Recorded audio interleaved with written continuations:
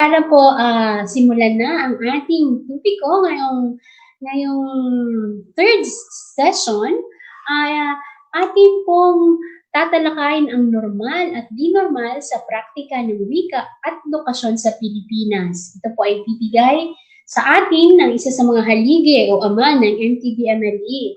So atin pong bigyang pugay ang ating resource person sa araw na ito mula sa UP Diliman, isang dakilang profesor, ang proponent, isa sa mga proponent ng MTBMLE. Atin pong i-welcome si Professor Ricardo Maraderan Velasco. Maraming salamat, Evan. Natutuwa ako dun sa presentasyon ng mga IPs. Hindi ko akalain talaga na ganong kayaman yung ating kultura at ating wika. Gusto kong magsimula sa pagbanggit dito sa pamagat ng ating paksa sa araw na ito, no? Ang normal at di normal sa wika at edukasyon. Pero dinagdagan ko yung paglinang ng malalim na pag-iisip ng guro gamit ang L1 at L2. Okay, dito sa presentasyong ito, I will sum up yung mga lessons na binigay ni Ma'am Dayan at saka Ma'am Pauline sa atin. No? At kasabay niyan, magdadagdag ako ng ilang mga impormasyon tungkol dun sa MTBMLE. Tiramin ko rin yung mga ibang slides ng ating presenters nung una. Gayun din, makikita natin sa presentasyong ito yung 3 or 4 na magpipresenta tungkol sa kung paano linangin yung tinatawag na malalim na pag-iisip. No? Inimbita ko si Lakay Arnold Azurin ng Archaeological Studies Program ng UP Diliman. No? At sa pagkakaalam ko, sabi ni Ma'am Evan, may magpipresenta rin na Blaan at Bisaya at I think Ilonggo, no? Tungkol dun sa isang istorya, material, at ipapakita sa atin kung paano i-integrate yung tinatawag na mga asignatura o yung mga minimum most essential learning competencies na itinatakda ng Departamento ng Edukasyon. Okay? So nandito po yung aking presentation. Kung may mga katanungan kayo, pwede po kayong mag-email o kung hindi, ngayon, kung may mga tanong na kayo, pwede niyong ibigay kay Ma'am Evan through the chat box. Okay. Gusto kong magsimula dito sa isang item sa 2003 Trends in International Math and Science Study. Okay. Nilahukan po ito ng Pilipinas noong 2003. Okay? So makikita ninyo sa grade 4 po ito. It talks about congruent figures. Okay? Ang cognitive domain ay knowing facts and procedures. So makikita natin figures that are the same size and shape are called congruent figures. Okay? Pinapapili yung kumuha ng teams, Trends in International Math and Science Study. No, kung alin dito sa figures na to yung congruent. Of course, makikita ninyo na ang tamang sagot dito ay 1 and 4, letter C. No? Ngayon, dito sa kanan, makikita ninyo yung performance ng ating mga estudyante. No? Ang international average ay 85, yung Pilipinas nasa second to the last. No? 60 out of 100 ang nakakuha ng tama dito sa tanong na ito. Okay. Pero makikita natin yung mga bansa na nakapag-fare ng mataas. Knowing facts and figures yung cognitive domain dito. Okay? Ngayon, may pangalawang tanong, no? Ito po ang pangalawang tanong. Okay? Two things wrong with the shadow. Okay? Sa kaliwa, no? This is a Teams Trends in Mathematics and Science Study item for grade 4 science, no? So, ang tanong dito, there are two things wrong with the shadow of the man shown in the above picture above. Write down the two things that are wrong. Okay? So, alam ninyo na base dun sa illustration, no? Ang dalawang bagay na mali dito ay may kinalaman dun sa dun sa kamay. Makikita natin yung kamay naka-extend, no? Pero yung shadow ay naka-akimbo, no? Nakapamaywang, no? Sa Sorsogon nakapamian, no? Tapos ang pangalawang mali dito yung shadow mismo, no? Sapagkat makikita ninyo yung shadow ng bundok tama, pero yung shadow ng tao mali yung direksyon, no? Ngayon ano yung overall percent correct dito sa grade 4 science na ito? Ang international average 25, no? At ang Pilipinas ay ibig sabihin lang nito 5 sa 100 na kumuha ng test na ito ang nakasagot lang ng tama. So ngayon ito ang problema natin, no? Bakit kaya, no, nagkakaproblema? Ngayon, ayon dun sa mga pagsusuri, no? Pag knowing facts and procedures katulad nito, medyo mataas yung ating mga scores. Pero kapag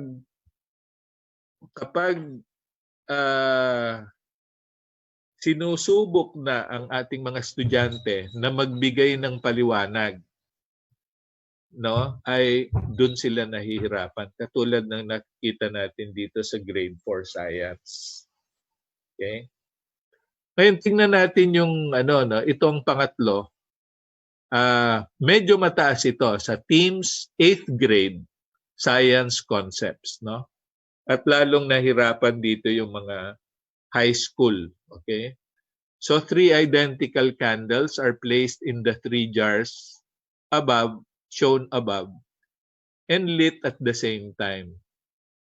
Jars Y and Z are then sealed with lids, tinakpan, and jar X is left open. Which can Y or Z? At ipinapapaliwanag yung sagot. No? Explain your answer. Ngayon, tamang sagot dito, yung Z ang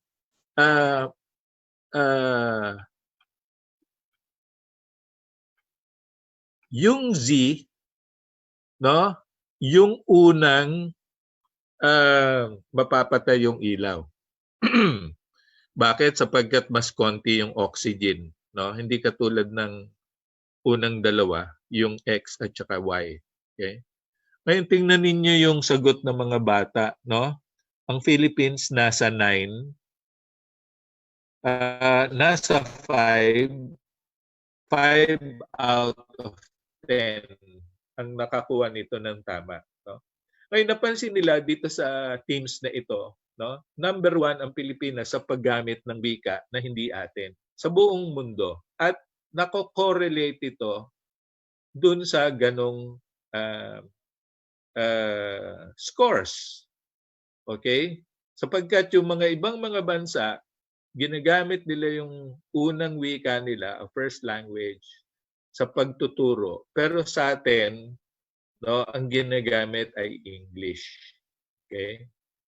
Ngayon, ayon dun sa pag-aaral, yung tinatawag na teams. Itong teams na ito.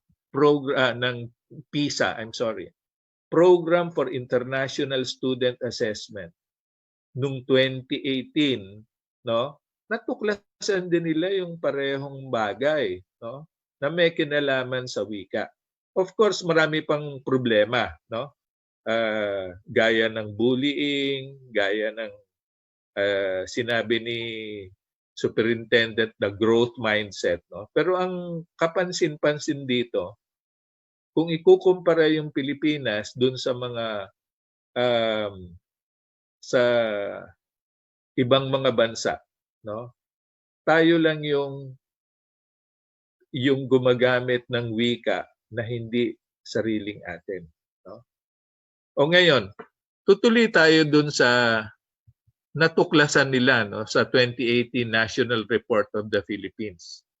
Ito ay nilabas ng Department of Education.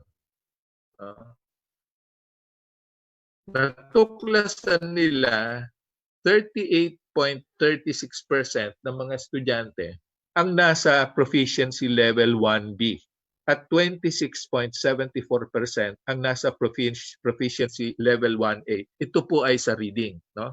Kaya makikita ninyo ito. Sa PISA, ito ang reading, ang mean score natin 340, yung pinakamababa. Okay? Yung 487, yung tinatawag na average. Okay? International average. At dito, nasa proficiency level 1B at 1A tayo. Ang maituturing na minimum competencies ay yung nasa level, proficiency level 2. Okay? Pero, ang lumalabas dito ay 80% ng mga estudyanteng Pilipino ang nasa proficiency level below 2.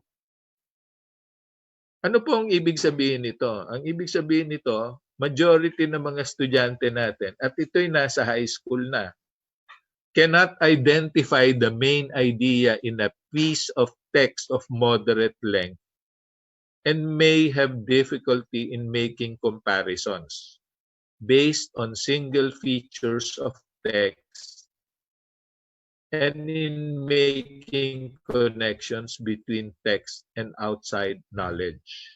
And they are also not expected to represent literal meaning of single or multiple text in the absence of explicit content or organizational clues. Okay? 20% lang yung pwede nating ma-classify na nasa level 2 o mas mataas nito, no?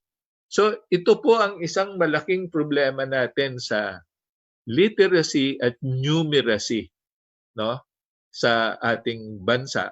At importante na magkaroon ng solidong pundasyon yung ating mga estudyante kung gusto po natin silang makasabay sa international norms. Okay. Ngayon, tutuloy tayo dito sa, ito ay isang slide kung matatandaan ninyo na ibinigay sa atin ni Ma'am Diane Decker. Okay? Learning starts with what we already know. Kailangan po tayong magsimula dun sa alam na po ng mga estudyante. At ito ay isang batayang prinsipyo ng mother tongue-based multilingual education. We start from where the learners are and from what they already know. And we proceed from the known to the unknown. Okay? Ibig sabihin, ang pinaka-importante na nakaka-impluwensya sa pagtaas ng kaalaman ng isang learner ay yung bagay na alam na nila. We start with what they already know and we teach them accordingly. Ito'y ayon kay Professor Osobel, no, noong 1968. Ngayon, gusto kong ipakita sa inyo yung ibinahagi sa atin ni Professor Mangulabnan. Okay, naalala ninyo ito? Ito'y sa Japan galing at ipinapakita ni Ma'am Pauline, no, kung paano nila ituro ang pagbibilang. Okay? Tingnan ninyo itong mga materials na ito ay ginawa lang ng mga teachers. Kasimple-simple. Okay? Ipinapaliwanag dito kung ano ang ibig sabihin ng addition. Okay? So may tatlong isda sa isang box, may dalawa dun sa isang box. Okay? Paano nila tinuturo yung addition? No?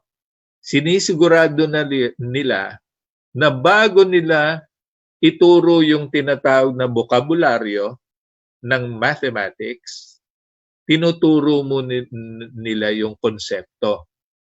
So, hindi muna add or subtract or plus, okay, or equation. So, papakita nila ito, okay, tapos bibilangin nila sabay-sabay, 1, 2, 3, no? Tapos, dun sa kabila naman, no, 4, 5.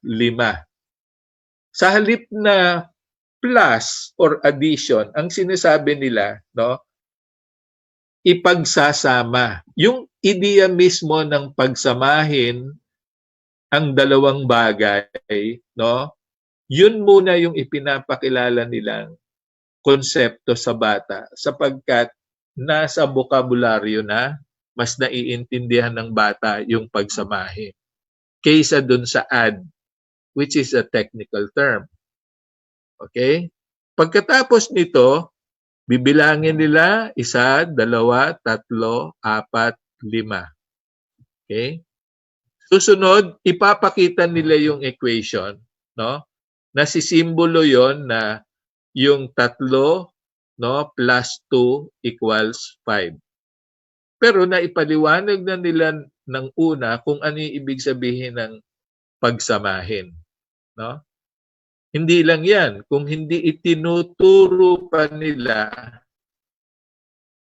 kung paano i-drawing yung plus sign. Itong plus sign na nasa ilalim, ito muna yung stroke tapos pangalawa. Okay? Tapos yung equal sign. Okay? Hindi nila ginagamit yung equals kung hindi.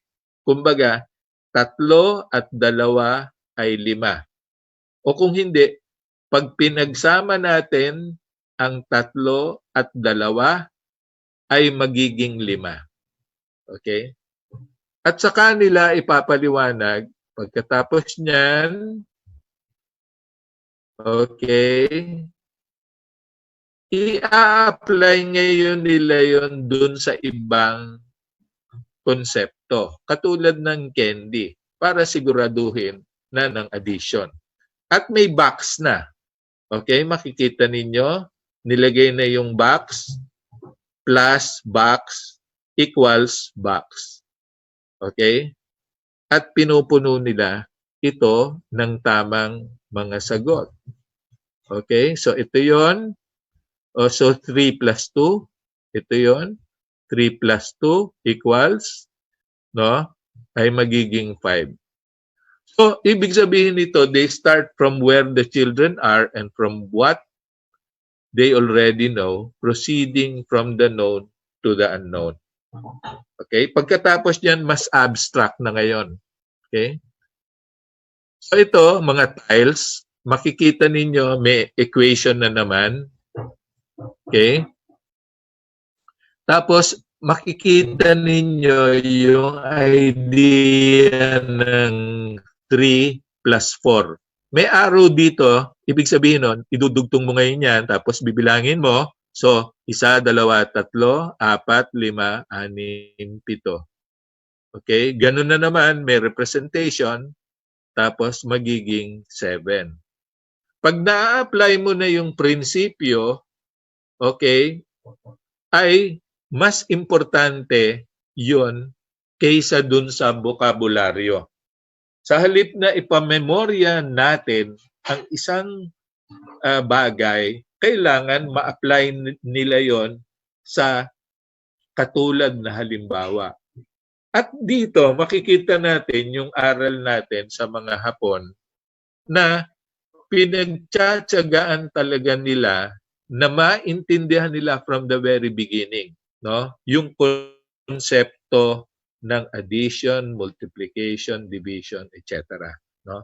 Hindi lang nila ipinapaliwanag yung bokabularyo. So makatwid, konsepto muna bago yung vocabulary. Okay?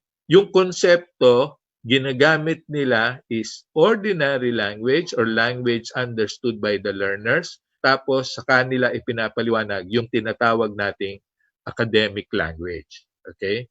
At sa bahaging ito, gusto kong ipakita sa inyo, Ma'am Tinay, yung tinatawag na solo taxonomy. Okay? Ipapaliwanag rin dito sa video na ito. Siguro mga 6 minutes lang ito. Okay? Ma'am Tinay, are you there? One moment, sir. Ito na po.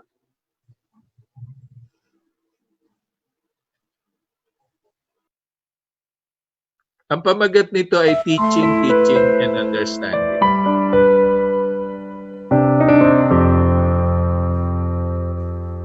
Since we were talking about activation, I'd like to activate you, the viewer, using the following puzzle. Please consider the following numeric transcription system, where 1 is written like this, 2 like this, and so forth. I'll give you 10 seconds. Now I'd like you to write down, say, the last 5 digits of my office phone number, 18725, in this numeric system. We, Homo sapiens, are quite bad at memorizing random information. Psychologists claim that we are only able to hold 7 plus minus 2 pieces of random information in our short-term memory. Now suppose I showed you the following grid. As you can see in this number system, 1 is at the top left corner and hence written like this, whereas, for example, 8 is at the bottom and hence written like this. Now you can probably write anything using this silly number system for the next 65 years. The point is that we as humans learn by associating new and unknown information with old and known information, or that we build new information on top of old information. In this case, it was easy. We simply exploited that you all knew a certain geometric shape, the grid symbol, and the numeric layout of a conventional telephone.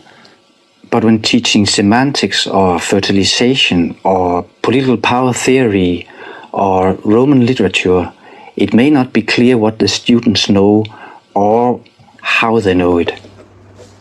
The point is that knowledge is constructed as a result of the learner's activity. This is in sharp contrast to the old, now abandoned idea that knowledge is transmitted from a teacher to a passive learner.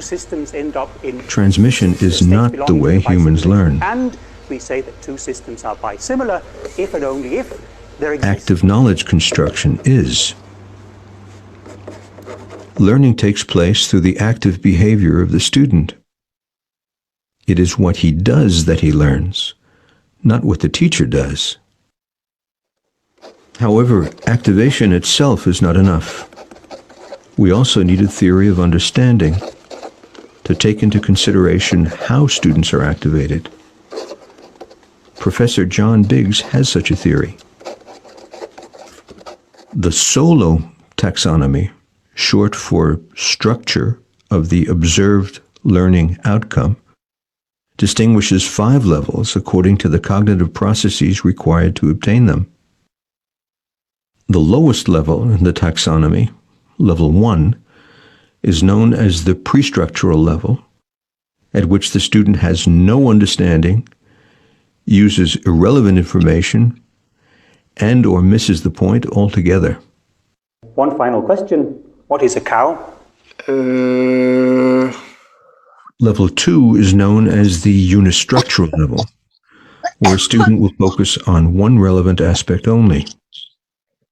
Here the student has the competence to identify, to do a procedure, and or to recite. A cow is when you're milking. A student at the multistructural level, level 3, can focus on several relevant aspects, but they are considered independently. He is able to classify, to combine, to enumerate, and so on. Cows give us milk, and when slaughtered they give us oil, meat, fat, bone, and leather. At level 4, which is called the relational level, a student can now link and integrate several parts into a coherent whole. Details are linked to conclusion, and its meaning is understood. He has the ability to relate, to compare, to analyze, and so on. The essential difference between a Jersey cow and a Hereford Angus cow is that a Jersey cow produces a lot more milk, but is substantially smaller.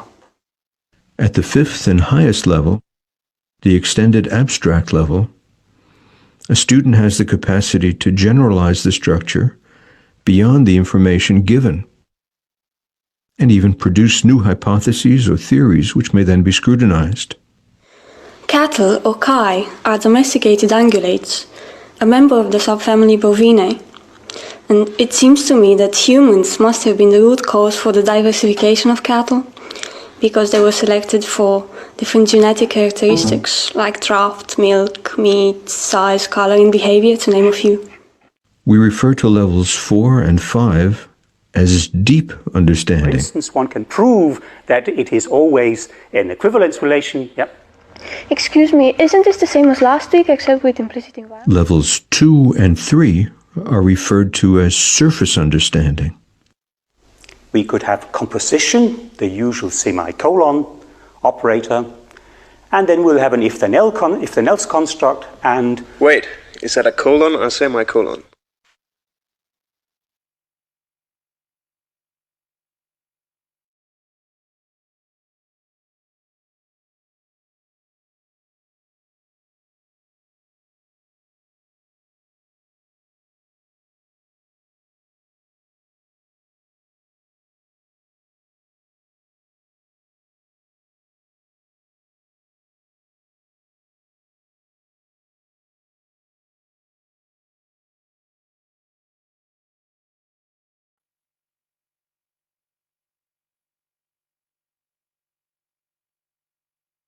Precisely, how do we get a student's activity to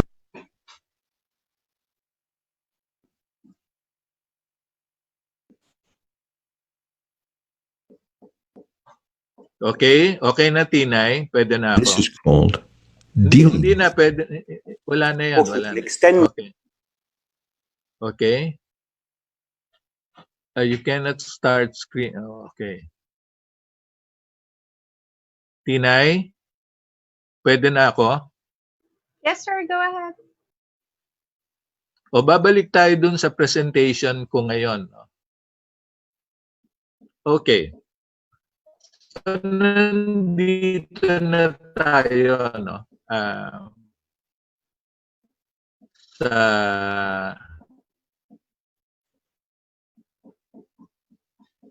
okay.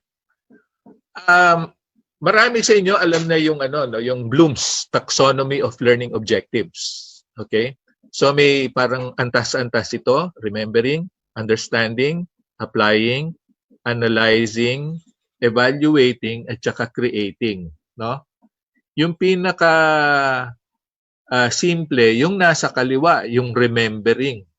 Ito yung recalling facts, terms, basic concepts and answers. Okay? O ano yung mga example nito, no? Halimbawa, ano ang pambansang puno? Okay? Ano ang pambansang bulaklak? Yan yung mga remembering. Okay? Saan matatagpuan ang hagdan-hagdang palayan? Yan yung remembering. Okay? Yung understanding naman, no, yung para matukoy yung main idea halimbawa ng isang storya, okay? Hanggang sa pataas ng pataas yan. Yung pag-apply mo, no, ibig sabihin nun, kung maiintindihan mo, ma-apply mo yung isang particular na konsepto sa iba pang sitwasyon, no? At sa analyzing naman, kapag nasusuri mo yung iba't ibang cause and effect halimbawa or inferences, no? Hanggang sa makapaglikha ka. Okay? Ito ngayon yung solo, yung tinatawag na solo taxonomy. Ang ibig sabihin ng solo taxonomy, solo is structure of observed learning outcomes. Ito po ay sistema para classify yung kalidad ng response. In this case, yung ating mga estudyante. At makikita nyo rin, parang katulad rin ng Bloom, okay? At ito yung ine-explain dun sa video. Okay? So, sa una, yung pre-structural. Yung pangalawa, yung pinakasimple, to identify, to name, to follow simple procedure. At natuklasan nila karamihan ng pagtuturo dito nangyayari, no? Ngayon, yung pangatlo, yung tinatawag na to combine, to describe, to enumerate, no? Natatandaan ninyo yung itong na to, yung to describe. Ayan, no? To describe. Okay? Dinidescribe mo kung ano ang problema dun sa illustration. Okay? Ito yung descriptive, no? Dinidescribe mo ang isang at natuklasan nila, no? Karamihan ng mga estudyante nandito. Okay? Na naiba dun sa pag-analyze, to apply, to argue, okay? To compare, no? Ano naman yung example nito? Yung example nito, yung paliwanag. Ito ang paliwanag, no? Kung bakit alin yung unang mamamatay na na kandila. Okay? At dito napansin nila marami dun sa ating mga estudyante ay mahina. Okay? Lalong-lalo na dito sa pinakamataas na antas. Okay? O ngayon, bibigyan tayo ng isang example. Gusto kong tawagin naman si Sir Lakay Arnold Azurin. Siya po ay isang writer. Ilocano siya, taga-Bigan. Okay? At Asian public intellectual siya. At ipapaliwanag niya yung matagal na niyang ipinapaliwanag tungkol dun sa kawayan para mapakita natin, no, kung paano dapat ipinapaliwanag yung mga bagay-bagay tungkol sa kawayan on a surface level and on a deep level. Okay? Nandiyan ka na ba? Hello, Sir Arnold. Paki-unmute. Unmute. Dito ako. Hello, Sir Arnold. Okay. Gusto mo na magsimula ng paliwanag mo? Okay, sige. Can you start now?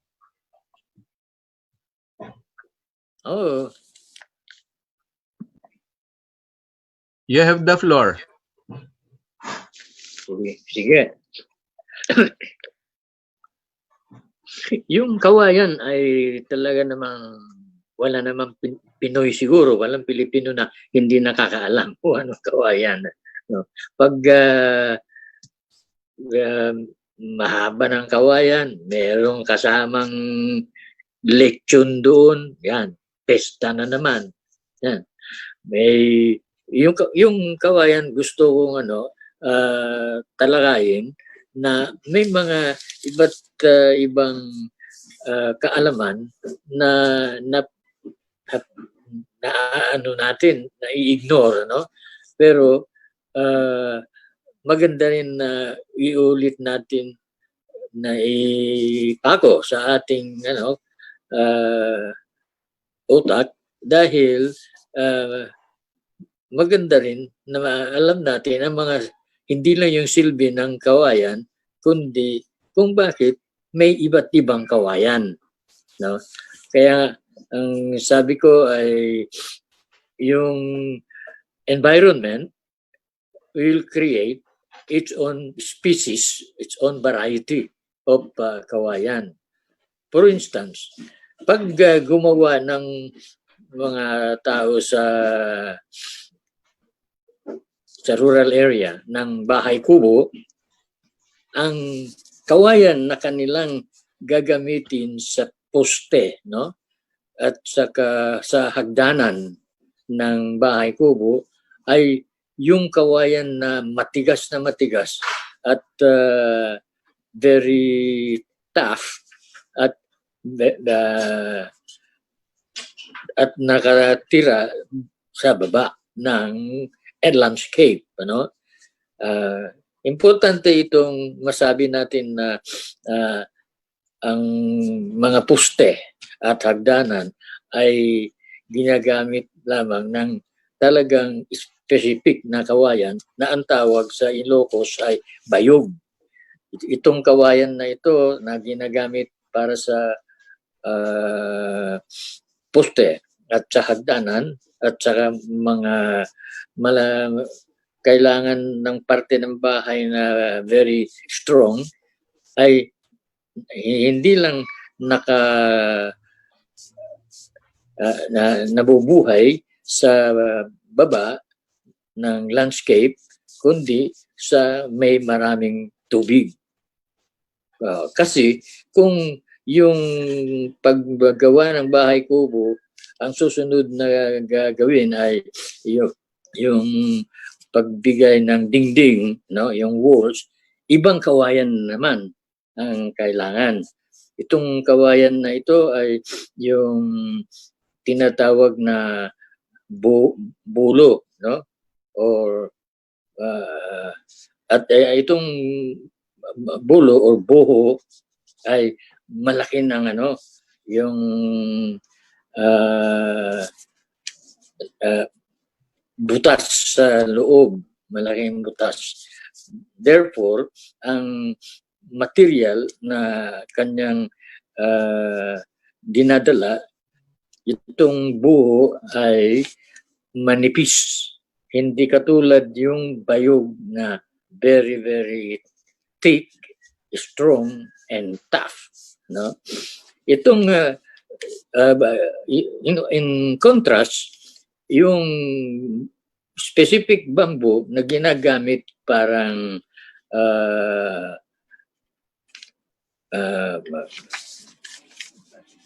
dingding, no, ay yun din ay nakatira sa mga parte-parte ng landscape, ng environment na medyo hindi na malapit masyado sa tubig o sa ilog. At ito ay between the top of the mountain and the part of the river that goes to the sea, no? In between the river that goes to the sea and the top of the mountain ay meron yung mga kawayan na tinatawag nating bingkal, no? Pero ito ay parang in between yung buho, yung malaking malaking butas sa loob at yung bayog in between ito, no? At yung mas malalaki na kawayan na doon naman sa mga valley areas, yung mga between the top of the mountain and the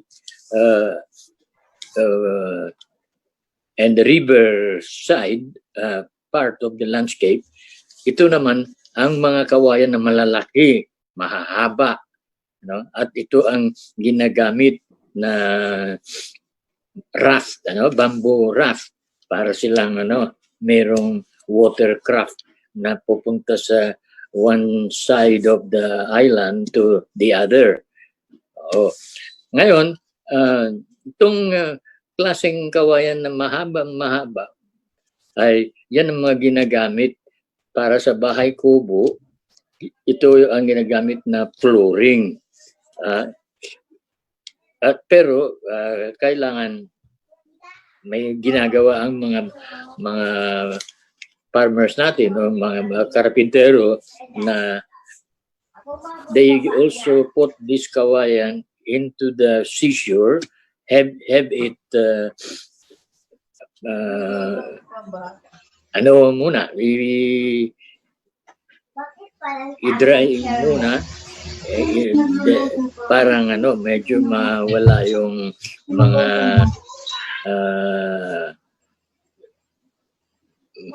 small animals na nakatira, no? Ngayon, doon sa pinakamataas, in the crest of the mountain range, pinakamataas na area na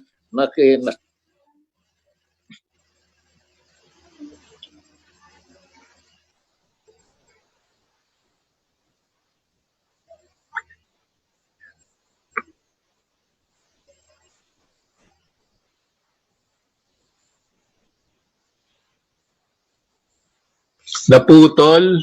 Na-mute po niya, sir. Na-mute? Paano ang gagawin natin? I am asking him to unmute. Sir Lakay? Apa. Lakay, Nakamute. na-mute ka. At saka na-video. Nawala yung video mo. Hello?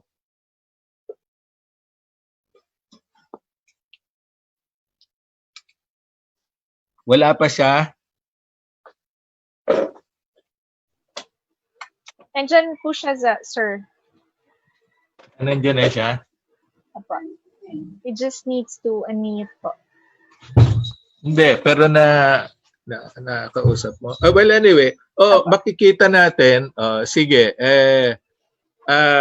ipinapaliwanag ni... There. He's okay live na. po. Sige, pakituloy, Lakay. Okay. Tayo ay naglalakbay, at dadalhin ko ngayon kayo sa pinakamataas na tip of the mountain range, Dito wala tayong kawayan na makita na malalaki. Ang maliliit na kawayan na very slender, kasing laki lang ng pencil, at ito ang tinatawag na runo sa Cordillera, for instance. At itong runo na ito, ano ba bang gamit nito kung ganyang kaliit? Very important.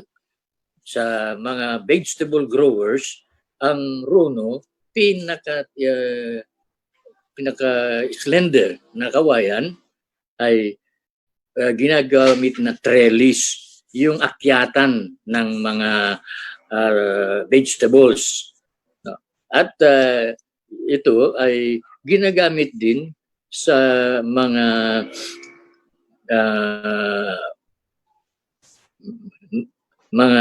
bags. At saka ang maganda ay ginagamit din sa paggawa ng mga souvenir, mga bags, mga baskets, etc. Sa madaling sabi, ang kawayan, varieties of kawayan grow in varied terrains, varied part of the landscape. Kung sa landscape ay marami pang tubig dahil it is by the river, ang kawayan ay malaki. Ang kawayan na tumutubo dyan ay malaking-malaki. At itong mga kawayan na ginagamit ginagamit sa paggawa ng bamboo raft at saka ginagamit din, maniwala kayo, ginagamit din sa Hong Kong na scaffolding ng paggawa ng mga buildings na skyscrapers. So, ito ay pinaliwanag sa akin ng isang Ilocano na nagtrabaho sa Hong Kong na yung bamboo scaffolding ay importante sa kanila dahil pag i-press nila ang kanilang katawan o kanilang kamay sa para hindi mahulog ang worker ay hindi masaktan masyado. Yung metal na scaffolding, mahirap, masakit na i-press ang katawan parang hindi mahulog. No? So may advantage ng bamboo na mahahaba sa even in very urbanized areas like Hong Kong. Pero ang mas may kaalaman na mas malalim kung pupunta tayo sa arkeolohiya, sa archaeology. Dahil tulad ni Professor Arman Mijares, may tawag siyang expedient ang kawayan noong unang nade-develop pa ng houses, nade-develop pa ng mga watercrafts, at nade-develop pa ang mga vegetables, mga inaayos pa yung mga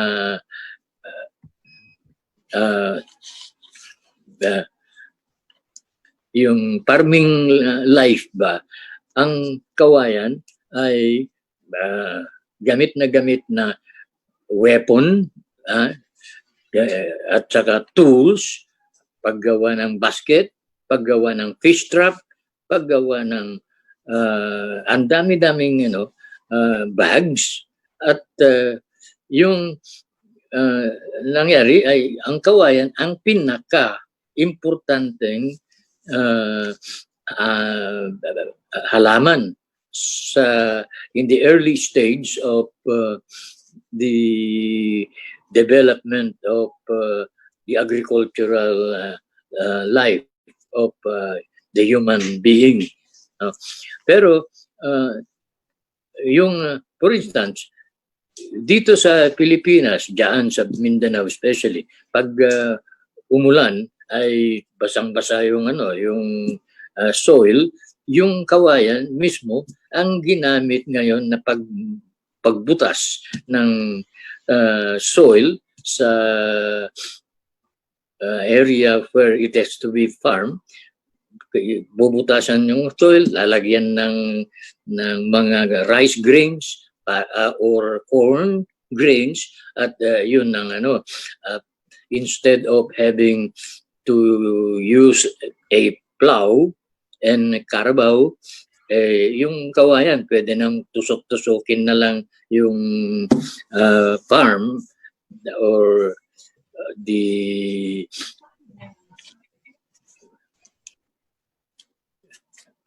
sa madaling sabi ay yung sinasabi na mito, na tinuturo sa paaralan, for instance, na yung unang tao, unang lalaki at babae ay nanggaling sa buho, sa kawayan na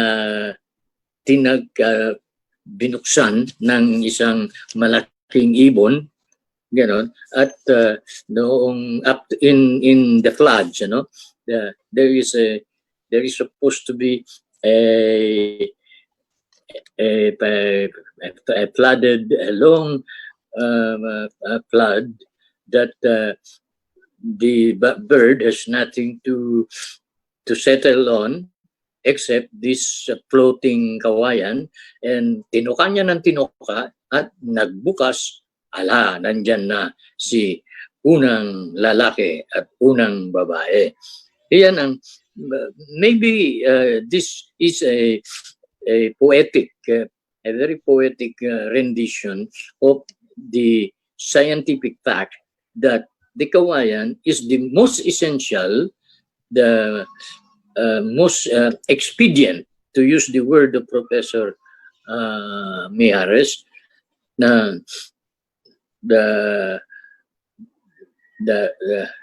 that it is both a weapon, a tool, and don't forget, it's also food when we harvest, or when our forefathers cut the labung, and so we also eat it.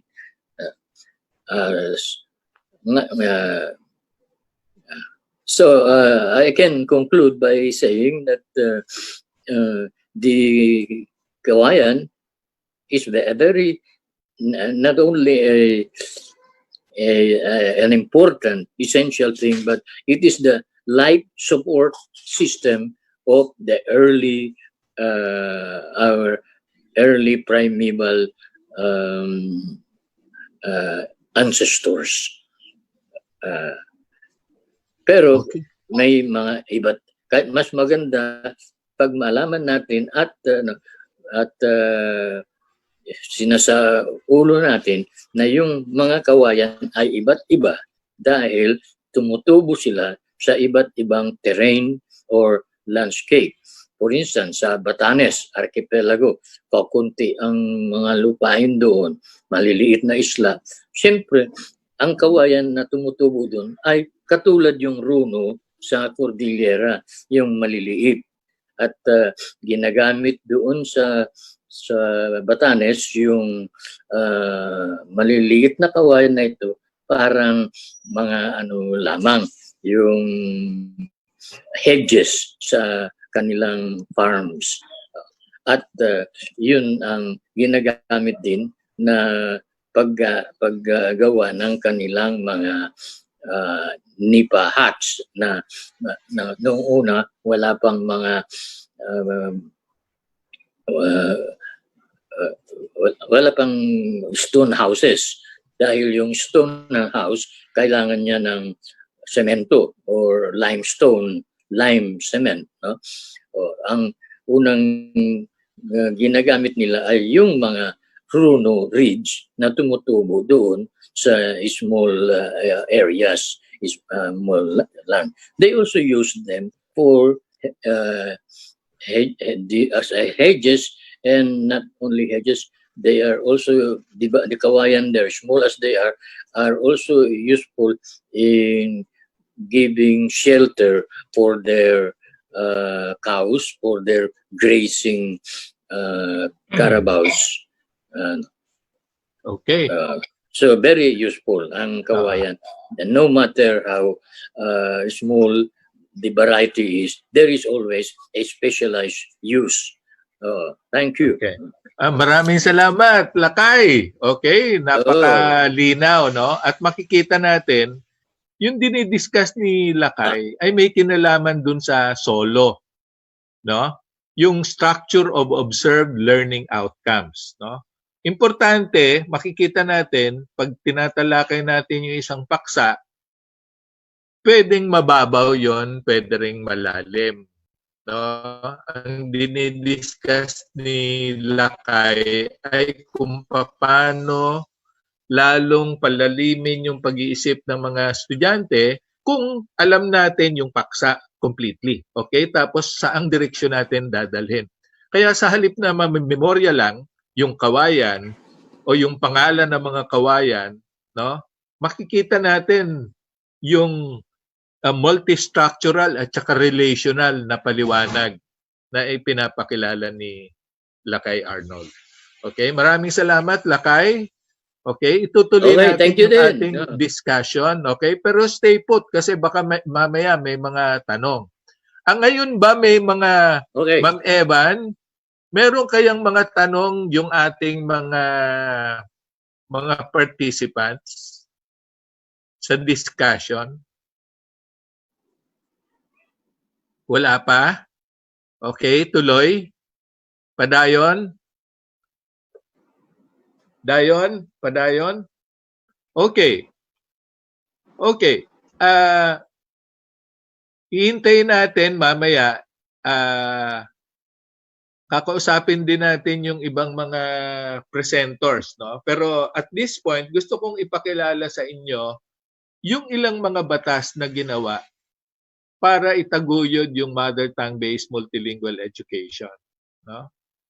At ito yung Kindergarten Act, the Early Years Act, at saka Enhanced Basic Education Act noong 2013. Ito po ay pinirmahan ni Pinoy. Okay, makikita nyo si Angara at saka si Belmonte nasa side niya. Okay, ang talagang gumawa ng mother tongue-based multilingual education, itong si Maggie Gunigundo. Okay, ngayon ano nakalagay dito, no, sa ito? Ito ang tinatawag na tunay na MTB-MLE. Yung tunay na MTB-MLE develops L1 proficiency among learners, adds the L2s, Filipino and English, and promote the learners L1 and L2s throughout basic and higher ed. Ngayon, importante na maunawaan po natin itong konsepto na ito kasi marami po sa ating mga educators, no, hindi malalim rin yung pagkakaalam. Akala nila yung MTB-MLE gamit lang yung L1, hindi po. No, it's an L1 plus L2 system, no? Yung sinasabing additive, ibig sabihin you add the L2 which are Filipino and English to the L1. Yung L1 yung wikang kinalakhan mo, yung wikang alam mo, at wikang ginagamit mo. Importante yon, no? And it is not a subtractive short exit L1 to L2, bridging system. Kaya hindi namin masyadong ginagamit yung bridging, no? O yung transition. Kasi ang ideya ng bridging, kapag nakatawid ka na to the L2, kakalimutan mo na yung L1. Hindi po totoo yan.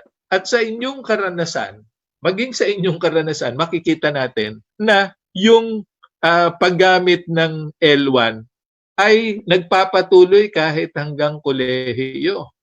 No? Bakit? Sapagkat kapag ipinapaliwanag natin yung konsepto sa English, minsan nahihirapan yung ating mga estudyante and mga pupils. So, importante from the very beginning, no? Ang tunay na MTB-MLE hindi po inihihinto yung L1 at any stage. Nagkakaroon lang ng primacy. Okay? At ipapaliwanag natin yan. No? Okay, ito yung nakalagay sa RA 10533. Basic education shall be delivered in languages understood by the learners. Ang ibig sabihin nito, bakit importante ito? Sapagkat wala akong alam na batas na kasing linaw nito na ipinagbabawal yung paggamit ng wika na hindi naiintindihan ng learners. Importante ito. Kaya nga, no, for kindergarten and the first 3 years of elementary education, instruction, learning materials, and assessment shall be in the regional or native language of the learners. No? Totoo ito, no? Yung first 3 years at saka kindergarten. Kailangan yung instruction, yung pagtuturo, yung mga materyales, at pati yung assessment dapat nasa L1. Okay? Pangalawa, makikita ninyo, ito ang madalas na hindi sabihin na pagkatapos ng grade 3, may tinatawag na transition, Mother Language Transition Program from grade 4 to grade 6. Paano? Dapat yung transition mangyari doon sa grade 4. Gradually ini-introduce yung Filipino at saka English hanggang sa maging primary languages of instruction yung Filipino and English in high school. So makatwid, in high school pa lamang talaga itinatadhana ng batas na maging primary LOI, ang tinatawag na L2. Ngayon, ganun din makikita nyo rin na nakalimbag sa ating RA 10533. Itong mga prinsipyong ito na hindi na po tayo bilingual, hindi na English tsaka Filipino, kung hindi MTBMLE na, where we start from where the learners are and from what they already know, proceeding from the known to the unknown. At kailangan din may materyales at saka may trained teachers to implement the MTBMLE curriculum. Ngayon, medyo nahihirapan tayo. Bakit? Sapagkat marami dun sa mga teachers natin, no, are left to themselves, okay? At walang systematic training sa MTBMLE. Okay. Ito yung sinasabing flexibility. Bakit? Sapagkat makikita ninyo sa halip na top-down approach yung MTBMLE. Ito po ay from the bottom up. Okay? From below. Bakit? Sapagkat pinapayagan po yung mga eskwelahan at mga teachers na tinatawag na i-localize, indigenize, at enhance the same, yung curriculum na yon. Hindi pwedeng bulag na pagsunod po dun sa curriculum. At alam ni Ma'am Donna yan. No? Kailangan may localization at saka indigenization. No? For instance, naalala ko yung the last time, yung tungkol sa bulad. No? Yung bulad, talagang nakaugat yan sa buhay ng mga taga-Sarangani. No? Kailangan, sana may mga materyales tayong ma-produce tungkol dun sa bulad. In math, in araling panlipunan, in language, no? And in others. Pero gaya nga ng nasabi ko, hindi pwedeng surface understanding lang kung hindi yung tinatawag nating deep understanding, no? Gaya ng sinasabi dun sa solo taxonomy at saka sa Bloom's taxonomy. And at the last time, empowered na po yung regional and division education units. Why? Because under Section 5H on curriculum development, no, the production and development of locally produced teaching materials shall be encouraged, and approval of these materials shall devolve to the regional and division education units. Ano po yung ibig sabihin nito, no? Bagamat yung central office ang nagpo-produce ng mga general materials, it is incumbent on the division and the region units, no, to develop these materials. Okay? So, kung galing po dun sa taas, yung tinatawag na centralized materials, no, hindi po dapat iwan dun lang sa ganung form. Halimbawa, marami dun sa gumagamit ng Bisaya, yung mga materials ninyo, vocabulary, na ginagamit sa Cebu compared to the vocabulary used in Sarangani. And therefore, because of this, then you have to change those materials, no? And to suit the educational context of your own school. Okay? Empowered po yung mga tao, yung mga tao sa ibaba, no, to do this. Okay, so makatwid, ito ang tamang konsepto ng bridging, no? Mapapansin niyo, galing po ito dun sa SIL at makikita ninyo yung transition from the L1 to L2. Mapapansin ninyo, hindi one way. Yung arrow is not pointing to the L2 only. Makikita mo, tumatawid at bumabalik. So it's an additive L1, L2 system. English and Tagalog or Filipino are additional languages. Kaya L1 plus L2 system. Hindi na namin ina-advise na gamitin yung the L1 to the L2. Kasi yun, nagki-create ng misconception that after going to the L2, no, you destroy the bridge, no, and you rely exclusively on Filipino and English for learning, no. And this is MTBMLE. Okay? Ngayon, ito po yung short exit system, no. A short exit L1 to L2 bridging system will develop this kind. Okay, makikita ninyo ito, no? Nalulumos o nalumsan ang mga bata kay gi-destroy ang bridge, okay, from the L1 to the L2. Okay? Do you have any questions at this time? May I, Ma'am Evan, do you have a one? So far, Yes. wala pa pong tanong mula sa ating mga participants sa Facebook Live. So, siguro after, so ngayon, Okay. I'm requesting our participants sa Facebook Live na magsulat na po kayo ng mga tanong at isend nyo dyan sa comment box para po masagot kaagad ng ating speaker. Okay. But Evan, I would like to call on any of the presenters to yung ipakita nila yung yung kanilang nagawa na at this Alright, time. sige po. Sige. Okay. So We can have, alright, sir. ikaw ang bahala kung ano yung sequence nila. Yes po. So, meron po tayong story. We know the important role of storytelling, of reading a story sa ating mga bata, no? Lalo na sa mga young learners natin. So, may binigay si Sir Rick na isang story, You Belong in the Water, itong English. Translate po ni Sir Rick sa Filipino din, ni Ma'am Betsy Sebwa sa Sinigbuhanong Binisaya. At we requested some of the teachers to translate in the languages na po dito sa atin. Maraming mga learners ang gumagamit.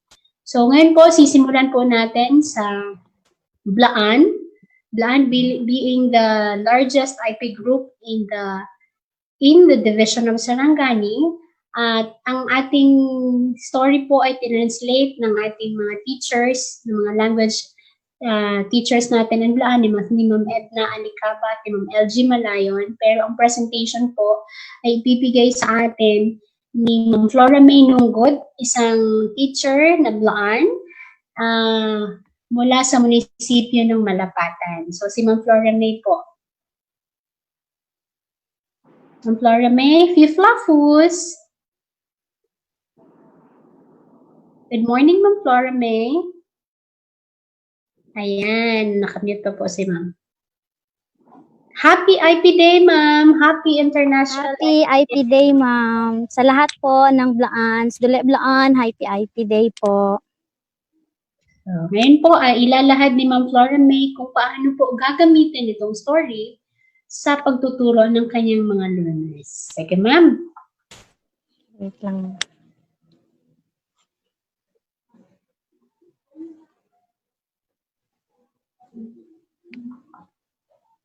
Si Ma'am Flora May po ay isang nanggaling po sa isang napakalayong school mula sa Sidcholano IPS na 100% po ng mga learners ay Blaan. So, kaya po marapat, kagaya ng sinabi nating dakilang professor kanina, na kailangan i-contextualize natin yung mga materials. Kasi pag binasa natin yun, masasayang din naman yung magandang mensahe ng ating kwento. Kaya, kailangan talaga siyang hubadun sa sa lingwahe sa ating mga bata. That is the significance of mother tongue based multilingual education. Sige, Ma'am Flor, ikaw na po. Sige po. Okay po, isa po akong teacher dati sa Sichulanao IP School. At isa sa mga gustong-gusto ng mga grade 1, kasi po grade 1 po ako doon, isa sa mga pinakagusto ng mga grade 1 is yung makinig sila ng kwento. Siyempre, dahil nakaka-relate sila sa kwento ng Flalok, is gusto po talaga nilang makarinig nun. And mas madali at mas mabilis po ang pagpapahayag nila ng kanilang damdamin sapagkat nakaka-relate sila doon sa kwento. So ngayong umaga po, ito po yung title ng story. D.L. Go Fakayam, translated by Ma'am Edna S. L. Caba and L.G.M. Garcia. Sa tudo, ang lahaw sa Guas Bicol na nalove. Lios inam linggo, lamla sagbet, no nagtikang na love, na Bicol. Manalove, Bicol, det kam taraga.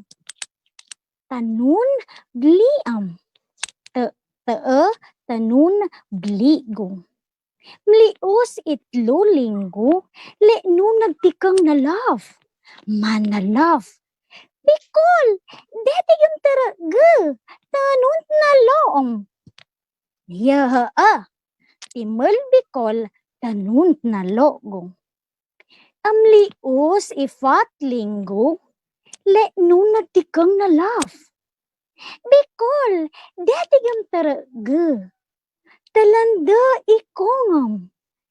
Timel Bicol, talanda ikongo. Amlios alwa linggo, nun taan na love fak, amne di tabato. Manan.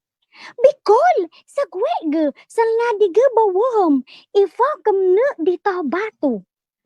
Tamblaling gufak. Talo, Bicol, fiyo kunod na rito go, fak namlago sagwe.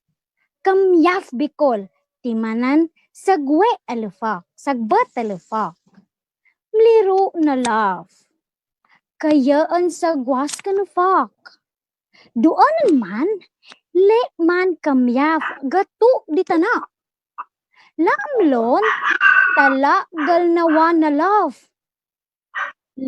Lalek fak, kan kulang wa gadiel. Timel na love, kaya gusagbat digamo. Mimel alwa fak. La fakay gelamwa diel. Dudaye igumna. Nulot idadfak na laf na fule and diel. Okay, kung napapansin po natin, yung kwento is letter M. Ma'am Flora, Yes Ma'am po. Flora, Yes po, ipaliwanag sir. mo muna in Tagalog or in English yung binasa mo. Ma'am Evan, do you have a copy of the You Belong in the Water para maintindihan ng ating audience? Yes po, sir. Mamaya po, second to Ma'am Flora. Yung Bisaya naman po yung babasahin ni Ma'am Novilla. At Oo, pero yung illustrations, wala ka ba dyan? right. Wala Meron, kang kopya? meron po. So, Can you share it? Kasi naiintindihan ko yung pero yung mga iba, hindi marunong ng blaan ng konti, no? I wonder if you can share it Sige para po. mapakita nila. Okay, how it's done. Sige po. Maganda, So, Ma'am Flora yun, ang Maganda. galing ni Ma'am Flora, ano, sir? Yes, sir. Oo. Complete with the Emotions. intonation. Kailangan Okay. po kasi sa pag-storytelling, sayang po para mabigyang buhay talaga yung kwento. Ay importante na ano yan. Oo. Yan po. Sige. So, share ko po ngayon yung ating story na in English, yung You Belong in the Water. Sige. Ayan. So, ayan po. You Belong in the Water. Okay. Sige. Ayan po. Can you relate, Ma'am Flora? Ma'am Flora, Yes, ito sir. nga. Sige nga. Ayan po, yan. Ma'am Sir. Ayan. Kita ko, ma'am. Oo. Ayan. So yan yung una. Tama, no? I think Yes, 8 yes, sir. pages lang ito, no? Opo. Tama, no? 8 pages. Hindi. Dahan-dahan. Sorry po. Basahin Okay. ko na lang po, sir. Hindi. Ipakita mo Okay. lang para may idea sila. Okay? Ako magkikwento. Sige. So, ito muna, yung first, tama na yon, yung first, okay? So, tadpole and fish, naglalaro. Okay? Second, may napansin si fish kay tadpole. Okay? Anong nangyari sa'yo? Meron ka ng paa. Tama, may paa na pala ako. Next. Okay? Tapos ilang pang oras, uy, tadpole, ano nangyari sa iyo? Meron ka ng kamot. Okay? Tama, no? Naanak ko'y kamot. Okay? Next. Okay? What happened to you? No? Nawala ang imong ikog. Okay? Tama. Okay? Next. Tadpole, you look like that frog kasi may nakita siya. Okay, that's right. I am a frog. Okay. Sunod. Okay. So, jump ang tadpole. Okay, nabaki na. Okay? Kasi he or she wanted to play with the other frog. Okay, next. Okay, fish was lonely and wanted to play with them. So, he jumped out of the water. 2. Okay, unsay nahitabo. Okay, game. Okay, medyo hindi na makahangos, no? Hindi na makabreathe ang fish. Okay, then, you cannot get out of the water. You belong in the water. Kaya yun yung splash. Ma'am Flora, ano yung splash dun sa blaan? Okay, sige. Okay, please continue, Ma'am Flora. So may idea na. Okay, game? Okay. So, sablaan, sir? Yeah. Hindi, pero you Okay, can explain it in your own way. No? Kung paano nyo, what are the kind of questions that you're going to ask the audience, no, or the students. Okay, sige nga, pakituloy. Yung story, sir, tapos na yung story. Okay nga, okay. May sasabihin ka ba? How would you be? Ano yung itatanong mo dun sa mga bata? Mga comprehension questions o ano? Oo. Kasi after nung storytelling, sir, magtatanong ka kung ikaw, kung igel sa ato na love, yun, ano ba yung nakita nyo doon sa story? Nakaka-relate ba kayo? Kung ikaw ay merong kaibigan na lalayo sa'yo, ano yung mararamdaman mo? Ayan. Ganun, sir. Okay. Yun. So, yun yung mga... It's more on values. Yes, sir. Tama. Okay. Okay. Meron pa? We can go to the next presenter. Naapa, Ma'am Flora? So, okay na, sir. Paano niyo po, Ma'am Flora, i-integrate sa lesson mo bilang ikaw, grade 1 teacher? Sa anong subject po? ESP, MTV. ESP, MTV, pwede siyang i-integrate kasi yun. And kung sa higher grade siya, yung story, ma'am, pwede siyang gawin doon sa cycle po ng frog. It would be sobrang makaka-entertain yung mga yung mga bata. Kasi yung life cycle kasi yung pinag-uusapan, at the same time, meron siyang integration of values, friendship dun sa dalawa. Na sinubukan nung isda na makasama si frog, pero because of yung mga differences nila, hindi pwede. So, kailangan niyang bumalik sa water. And sa life kasi natin ngayon, meron tayong differences. Pero the important thing about it, kasi hindi nasisira yung friendship mo kahit na different yung culture mo, different yung paniniwala mo, because it's our own kasi ho yun kung ano yung connection natin dun sa nakasama natin. It's about happiness, friendship, and acceptance. Oh, Ma'am Sir. Evan. Oh, Ayan. ang galing naman ni Ma'am Flora. Galing po talaga yung mga IP teachers ng Sarangani, sir. Nasanay Okay. lang, sir. Okay. Can we go to the next presenter? Sige po, Yes, para sir. naman po sa ating, thank you very much, Ma'am Flora, para Yes, naman thank po you, sa Ma'am ating Evan. representing our Sinubuhanong Binisaya teacher. Isang teacher po si grade 1 din, galing sa Alabel Central Integrated SPED Center, si Ma'am Henovilla Lalisan. Good morning, Ma'am Henovilla. Maayong buntag. Ayun, wala pa si Ma'am. Ayan. Wala makasulod? Connecting pa si Ma'am Henovilla. So while waiting for her, Okay. isa sa mga IP groups din natin, itong taga-Kolo. So, Okay. bibigyan po tayo ng short song ng teacher na ito, ni Ma'am Floravilla Arapan, isang pure-blooded taga-Kolo from the municipality of Malungon. Tapos po, i-relate niya rin po kung paano niya ituturo yung You Belong in the Water at i-contextualize sa tribo naman ng taga-Kolo. Ma'am Floravilla Arapan. Hello, Flor.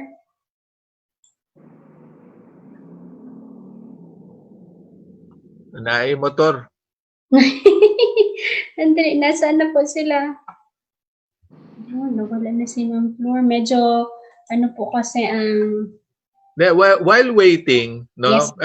I'd like to add, no, dun sa sinasabi ni Ma'am Flora. Makikita ninyo that material, dati-rate ang nakagawian natin, isang material for isang learning competency. In this case, yung essential learning competencies. But in this particular material, ang daming pwedeng gamitin, no, para mag-intersect dun sa iba't ibang subjects. Okay? Like, for instance, dun sa science, no? Yung science, iba ang frog, iba rin ang fish. Okay? So, pag malalim nga dyan, yung frog kaya niyang tumira dun sa tubig at kaya rin niyang tumira dun sa lupa. Okay? Unlike the fish. Okay? Comparing. Pag kinumpare at saka kinontrast natin, no? May mga parts yung fish na wala yung frog. May mga parts yung frog na wala rin yung fish. Okay? And we can explore that. Okay? Tingnan ninyo dun sa language, no? Iba yung frog, iba yung baki, iba yung palaka. Okay? So you can develop yung tinatawag na movements, no? Iba-ibang movement, no? Ano yung lumpat, ano yung to jump, no? Ano yung tumalon, okay? So, developing vocabulary, no? So, yung material na to, no, ang lalong-lalo na sa panahon ngayon ng pandemya, no? Mas matipid kung if you can use it, no, to show, okay, and to link the learning competencies, the most essential learning competencies, provided na nasa isa siyang module or sa isang grade level. Okay? Ready na kayo, ma'am? Yes, sir. Ready na po ang ating taga-Kolo teachers. Ayan, Ma'am Floravilla Arapan. Meron po silang i-render lang konti na song and then, ayan, total performers talaga mga teachers sa Sarangani. Sige, Ma'am Flor, palakpakan po natin si Ma'am Flor. Bago po ng kanyang lesson, may pakulo muna siya. Kakanta po siya.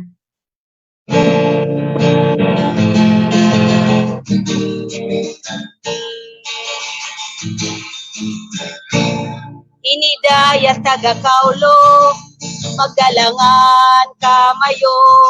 Sambukuntaya ka na to tribo, o maginaway kita doon mayo. Wa mga inulog ko, ya ipagkalingawi, ya katanom na taga-kaulo, yan ya katupol tadon mayo.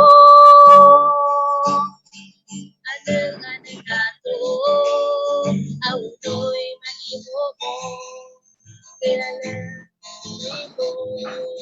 Kilalan kita din tayo, pagkabagsagaya ginawa mo, kitang tiyak pag-inukan mo, pandagyan na yakan natin tribo, yan yung matinaw na taga-kaulo, nakulay ang ginawa ko, sa kanato tribo, di ko ikamula-mula, dengeg ko ya taga-kaulo, inidaya taga-kaulo, magdalangan kamayo, sambu puntaya ka na to tribo, ang maginaway kita doon mayo. Wa mga inulog ko, ya ipagkalingawi, ya katanom na taga-kaulo, ya nya katubo ta doon mayo. Anong nga to, aunoy maimo mo, kajawan di tribo, kilalan kita doon mayo. Pagkabagsigaya ginawa mo, itagpiya pag-inunukan mo, paindagan tayo ka na to tribo, yan yung matinaw na taga-kaulo. Dakulaya ginawa ko, sa kanato tribo, di ko ikamula-mula, dengeg ko ya taga-kaulo. Adida kamo magdalangan, magsayaw-sayaw kita doon mayo. Sampu konta, ya kanato tribo. Adida kamo magdalangan, magsayaw-sayaw kita doon mayo. Sampu konta, ya kanato tribo.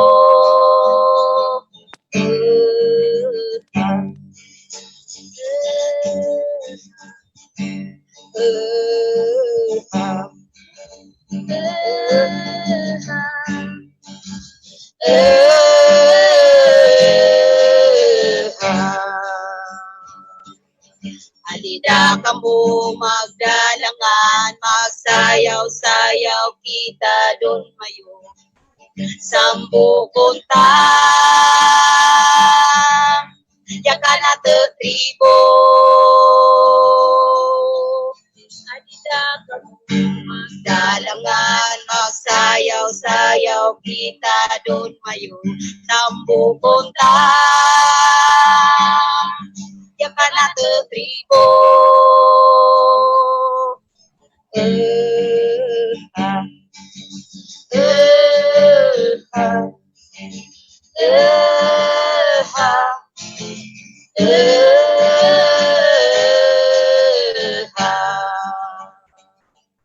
Thank you, Ma'am Flor. Punta, ya kanato tribo. Sampu punta,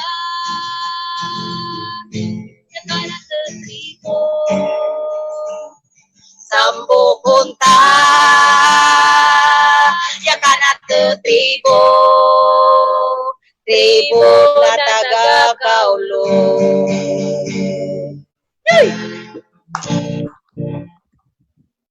Thank you, Ma'am Flor.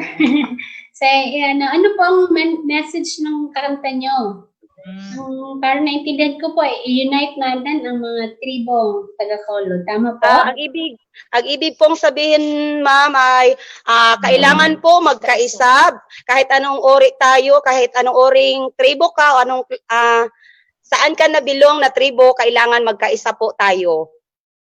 Yun lang po. Okay. Ma'am, pila ka buok ang mga IP school sa taga-Kaulo? Dito po Pila sa ka buok? dito lang po sa Upper Mainit, sir, mga ano po, sir, 90%.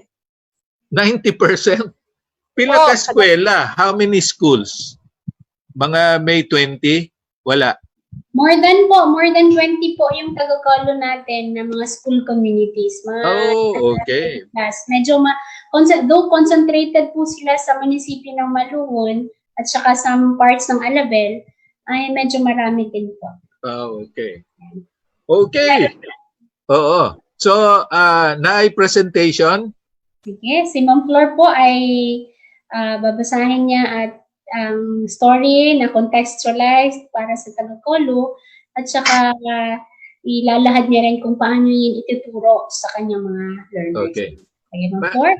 Ma'am Evan? Opo, sir. Habang sinasabi niya yon, pwede mong i-flash yung Alright, yung article. English. Okay. Sige po. Yung English. Sige po. Sige, Ma'am Flor, pwede niyo na po basahin yung kwento sa lengguwaheng taga-Kolo. Basahon lang? Basahon lang, Mads. I-transfer to that with regular step para mo ito. Mads, basa, screenshot sa Mads.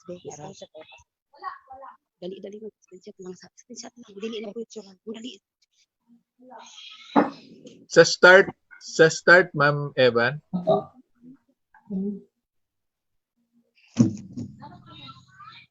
Saan naman?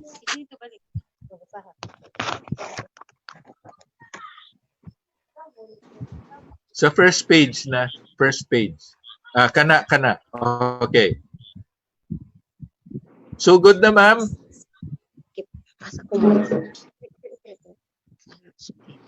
Magandang... Okay na po.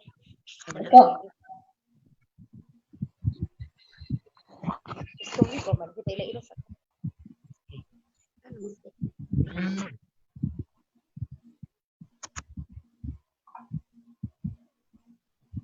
Ma'am Flor Revelia, pwede na po kayo magsimula. Yes, ayan. Sige po.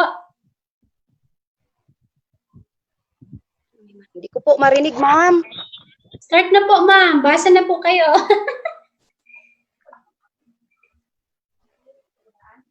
Start na po. Okay na?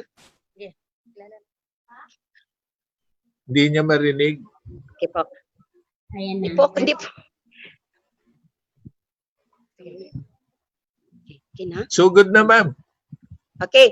Magandang umaga po. Ako po si Florabilia C. Arapan, isang gurong IP mula po sa tribong Taga-Kaulo.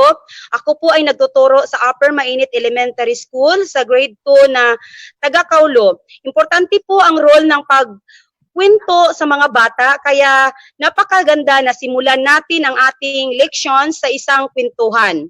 Ang kwento na You Belong in the Water ay pwedeng gamitin sa asignaturang edukasyon sa pagpapakatao sa grade 2 para sa quarter 1 sa unang linggo. Ito po ang MELC 6 na nakapagpapakita ng pagkamagiliw at pagkapalakaibigan sa may pagtitiwala sa mga sumusunod: kapitbahay, kamag-anak, kamag-aral, panauhin o bisita, bagong kakilala, taga-ibang lugar.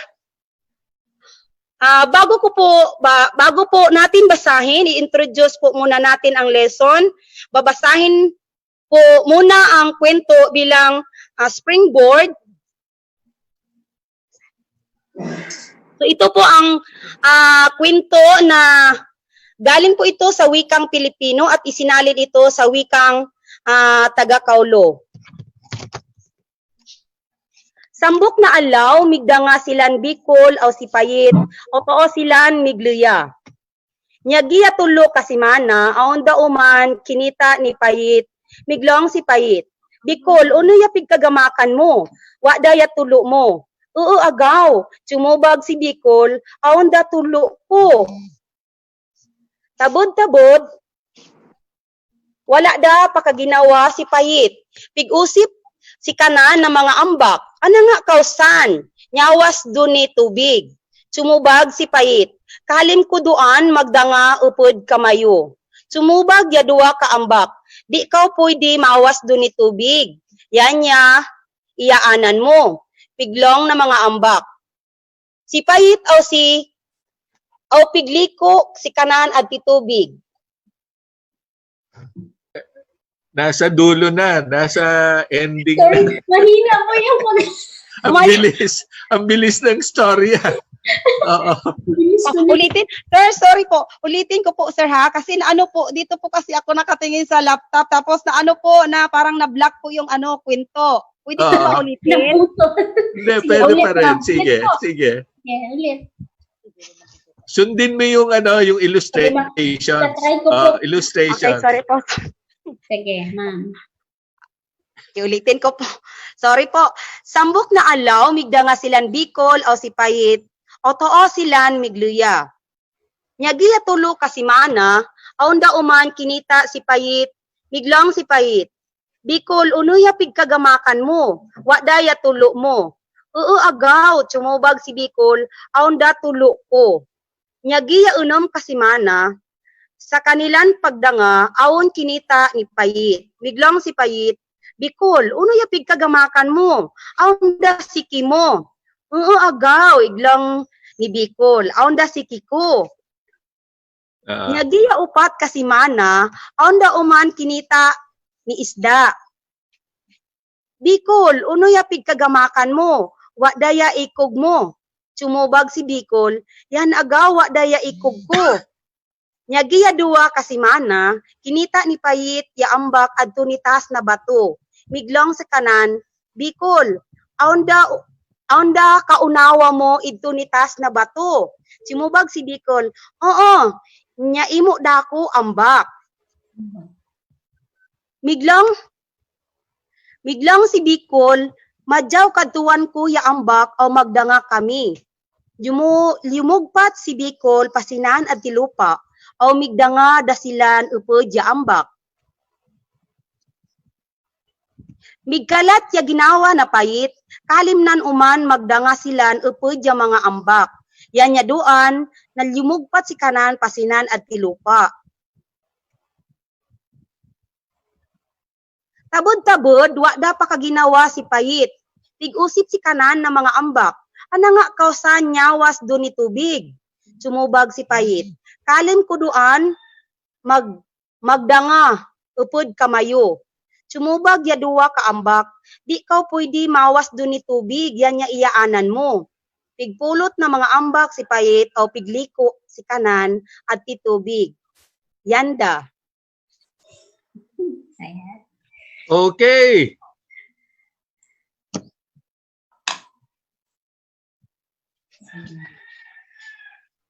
Sige, Ma'am Flor, paano niyo po ituturo yon?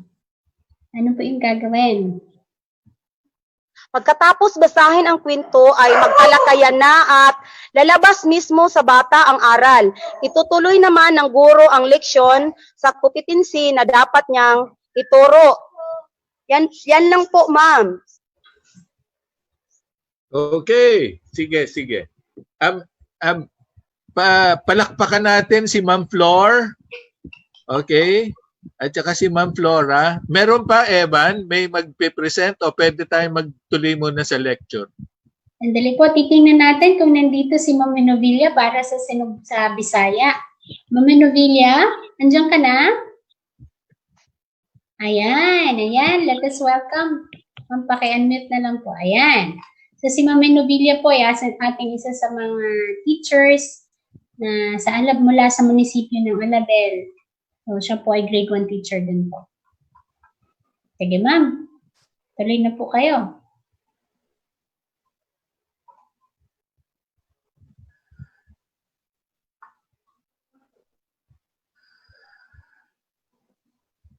Naku, walang audio si ma'am. Walay tingog. Ma'am Novilla, wala po kayang sound. Ayan, nagsistart na siya. Ma'am Novilla, hindi po siya naka-join ng audio. Unmute? Naka-ano po siya? Naka-unmute po siya. Oo, pero anong pangalan niya? Henovilla. Henovilla Lalisa. Oo, pwede na. Opo, pero ma'am, ayan, nagsasalita po siya, sir, pero hindi po natin naririnig yung sinasabi niya. Allah. Okay, ayusin muna natin. Sige. Ayusin muna natin. Ma'am Jean, ayusin mo na ang audio mo, tapos tutuloy ko sa We'll go back to you. Okay. Pwede tayo mag-start kasi it's already 11:35. Okay. Mukhang matatapos naman natin ito. We will not extend up to 3 o'clock in the afternoon, ano? Sige. I will share my screen again. Tama?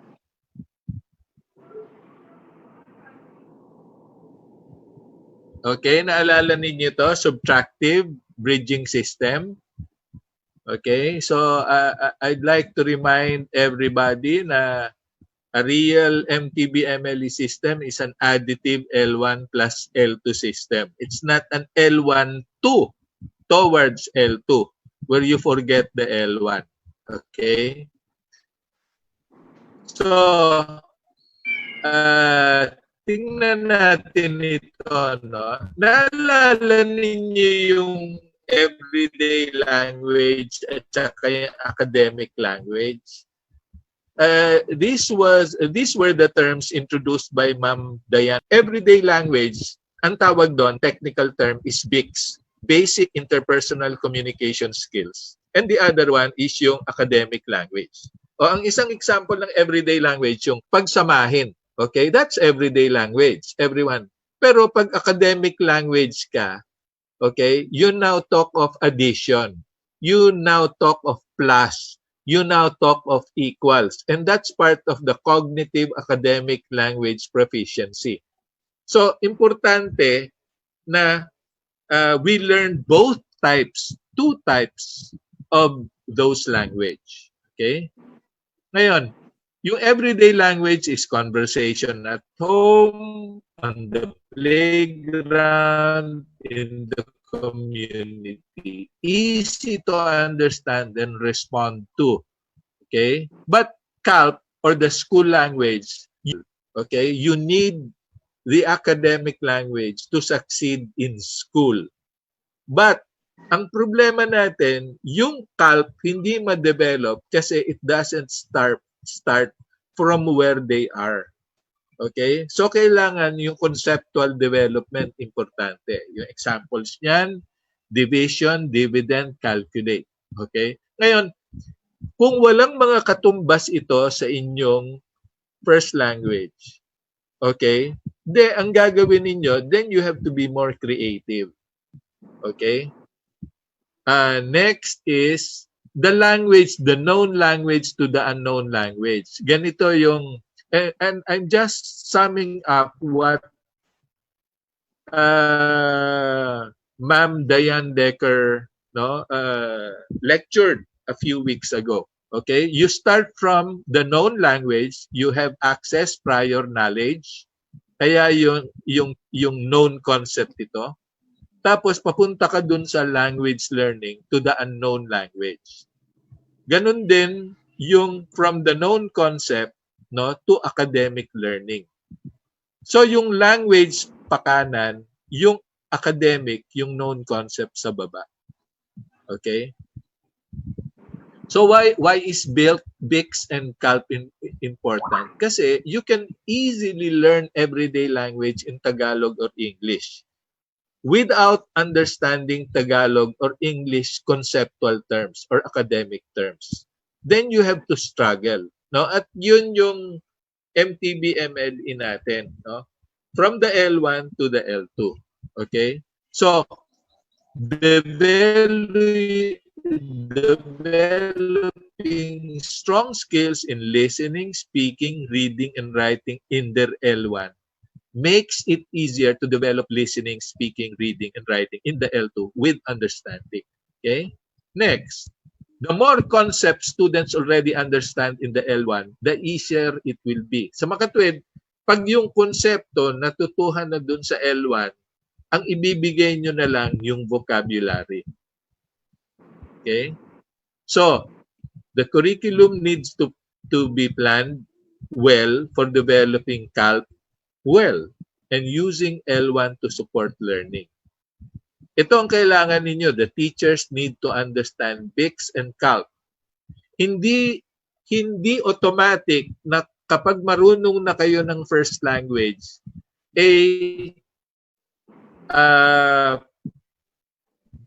may kay na kayong magturo in that first language. But because you have to hone your pedagogical skills.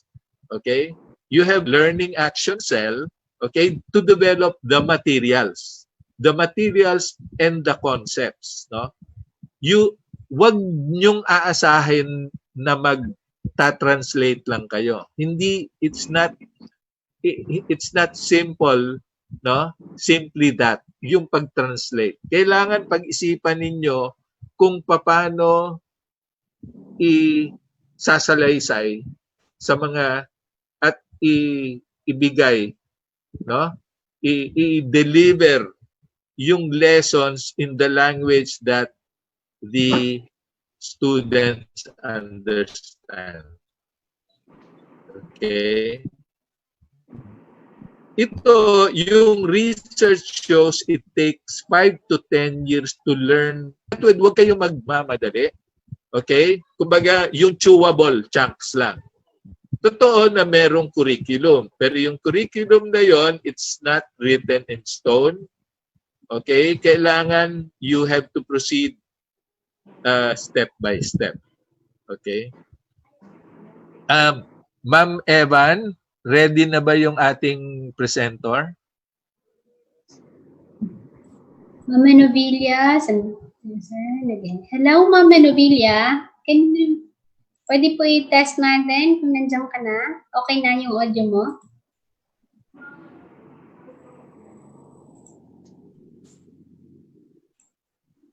Hi Ma'am. Hello Ma'am. Ma'am Novilla.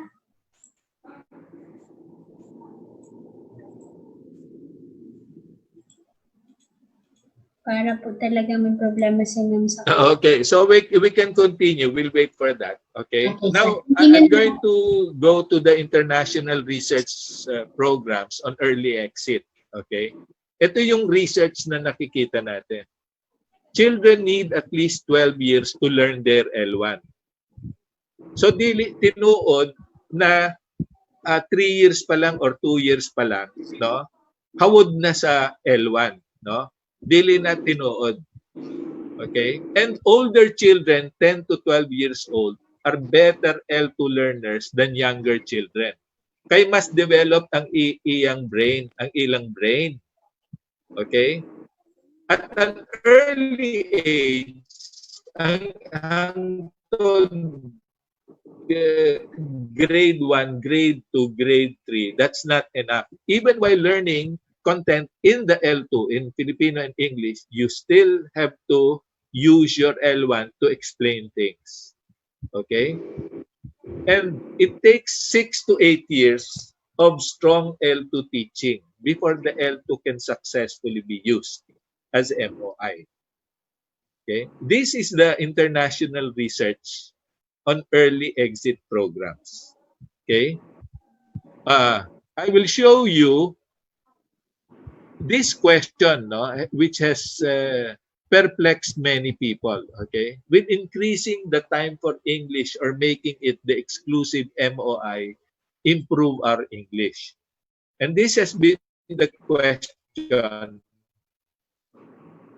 in the United States, no? Why? Because they think, okay, according to studies, in 50 years, most of the children in America will be speaking a language which is not English.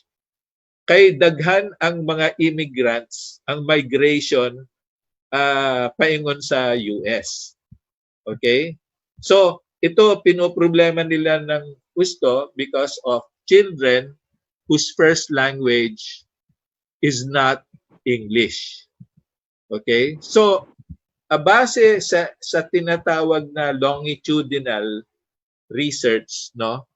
Ang importante rito, okay? Ma'am Evan, are you still good? Yes, sir. Yes, sir. Okay po. Okay. Ang critical variable sa L2 development, no, is not the amount of exposure but the timing. Okay? We don't have longitudinal studies in the Philippines up to now. Okay? But galing ito sa Thomas and Collier study, 1997. 42,000 students were tracked for 11 years. Tapos ang ginamit nila yung 6 models of bilingual ed. Okay? In 6 school districts scattered around the US. So, remember, 11 years tinrack nila yung mga bata. Okay? In 6 models. Anong models ito? No? I will show you this. Is it clear?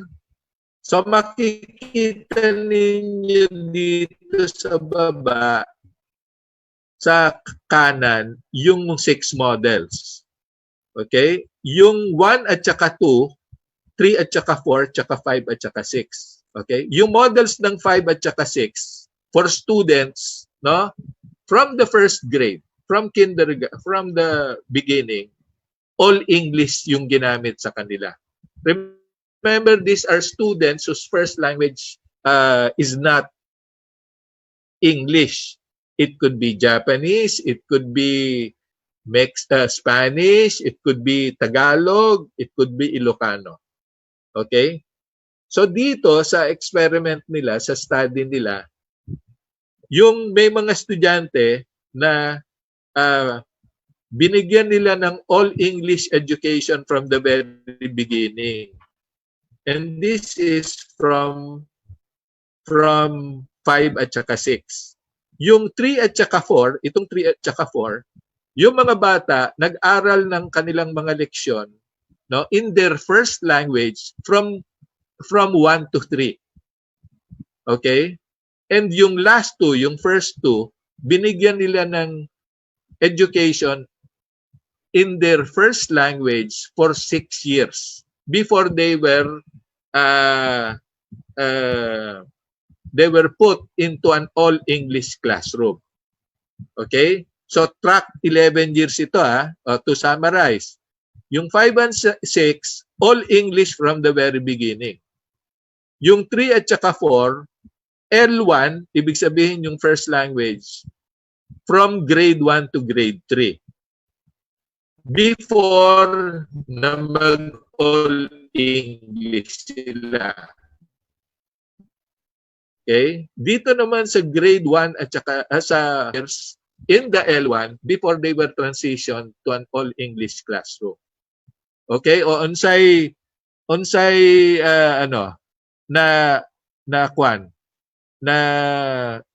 findings, ang ilang findings. Sa grade 1, tsaka grade 2 at tsaka grade 3, pare-pareho yung mga scores. Ayan o, grade 1 hanggang grade 3. Pero after grade 4, okay, that is where nag-diverge na yung learning outcomes nila. After the end of 11 years, okay, ang may pinakamaraming natutuhan yung mga bata who were schooled in their first language sa first 6 years. Ang pinakakonte na natutuhan yung nag-all English, no, from grade 1. Okay? Which means, ang first predictor ng long-term school success, ito'y ayon kay Thomas at saka Collier. Okay? Dapat cognitively complex on grade level academic instruction through the student's first language for as long as possible. Ganun din, for the L2, there should also be cognitively complex on grade level academic instruction. Hindi pwede yung mababaw lang yung paghuna-huna. Okay? Kinahanglan ang lalom na paghuna-huna. Okay? What we call deep understanding. A second predictor is the use of current approaches. And this is where inquiry-based learning takes place. Hindi lang yung pure memory. Okay? And the third is yung transformed cultural context for language as student learning. Okay? So ito na yung findings sa teams. Students who spoke the language of test at home had higher math and science achievement. And achievement was highest among schools where the language of test was 90% or more in the student's language. Yung teams is strengths in mathematics and science study where we participated. Okay. Ngayon,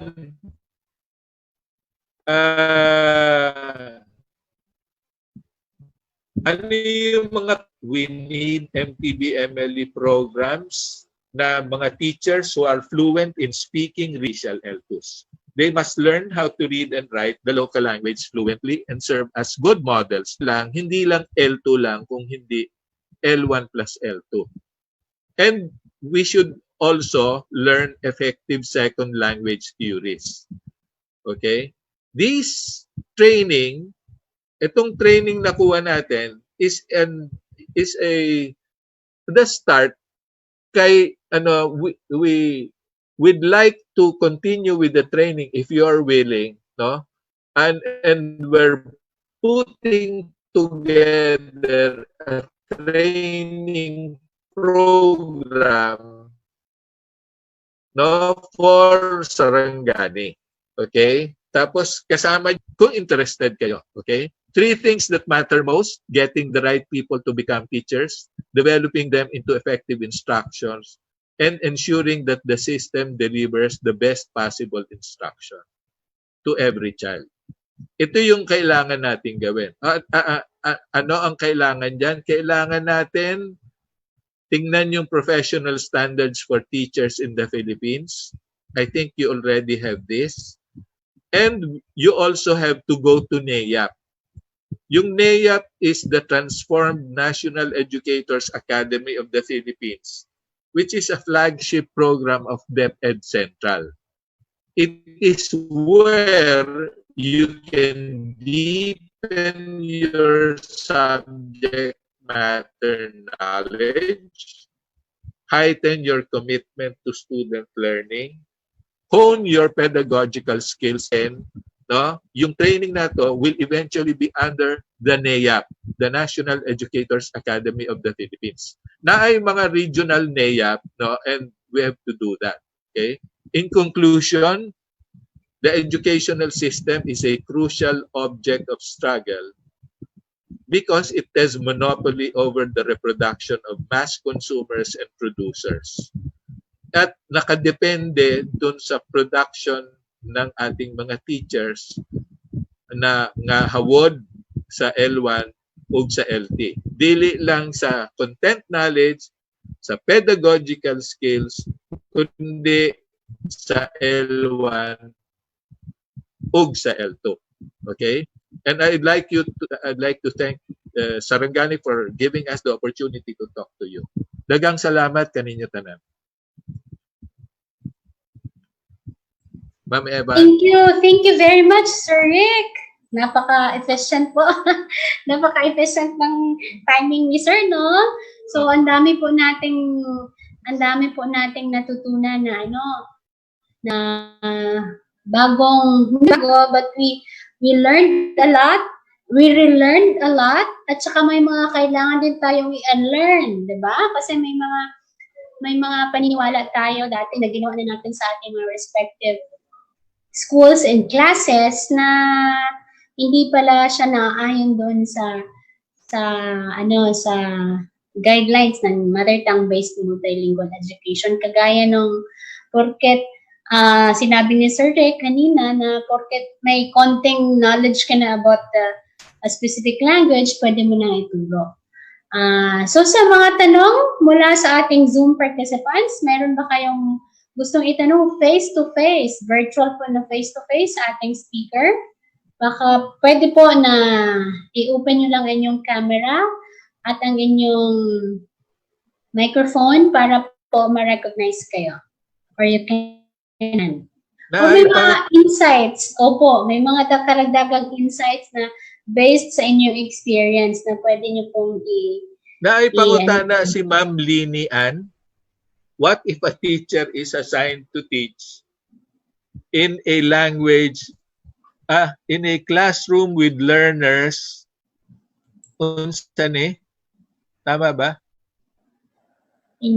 Kandali. Ma'am Lenny, ayan. What if a teacher is assigned to teach in a classroom with learners whose language, the teacher does not speak nor comprehend? Oo. Para in short, paano po kung ma-assign yung teacher sa isang classroom na ang mga languages ng mga learners ay hindi naiintindihan or nagagamit, nasi-speak ni teacher. Ano po daw ang kailangan, ang pwedeng gawin ng mga teacher? Marami po kasing ganyan, sir. Okay. Ano po yan totoo po yan sa context ng Sarangani kasi ang dami po mga teachers na Bisaya, kagagraduate lang, na-assign doon sa malayo kasi usually ganyan ang practice mga bagong hired ay assign, are you willing to be assigned in a far-flung school? Yes, sir, of course. So, siyempre, in-assign siya dun sa malayo and only to realize na si teacher pala ay yung school na ma-assignan niya ay iba yung lengguwahe or hindi talaga si teacher familiar. Oo. Dati kasi yung deployment natin is based on the old bilingual ed, katong English at saka Filipino lang. Okay, pero because of mother tongue based multilingual education, yung English at saka Filipino, no, are not enough. Okay. So kinahanglan na mag-undergo ng training si teacher sa second language acquisition, no? And we can provide that to them. Okay? The second point is kung karon na naka na sa sa place na where the learners are different, you can employ yung mga consultants from the community to teach you how to go about it.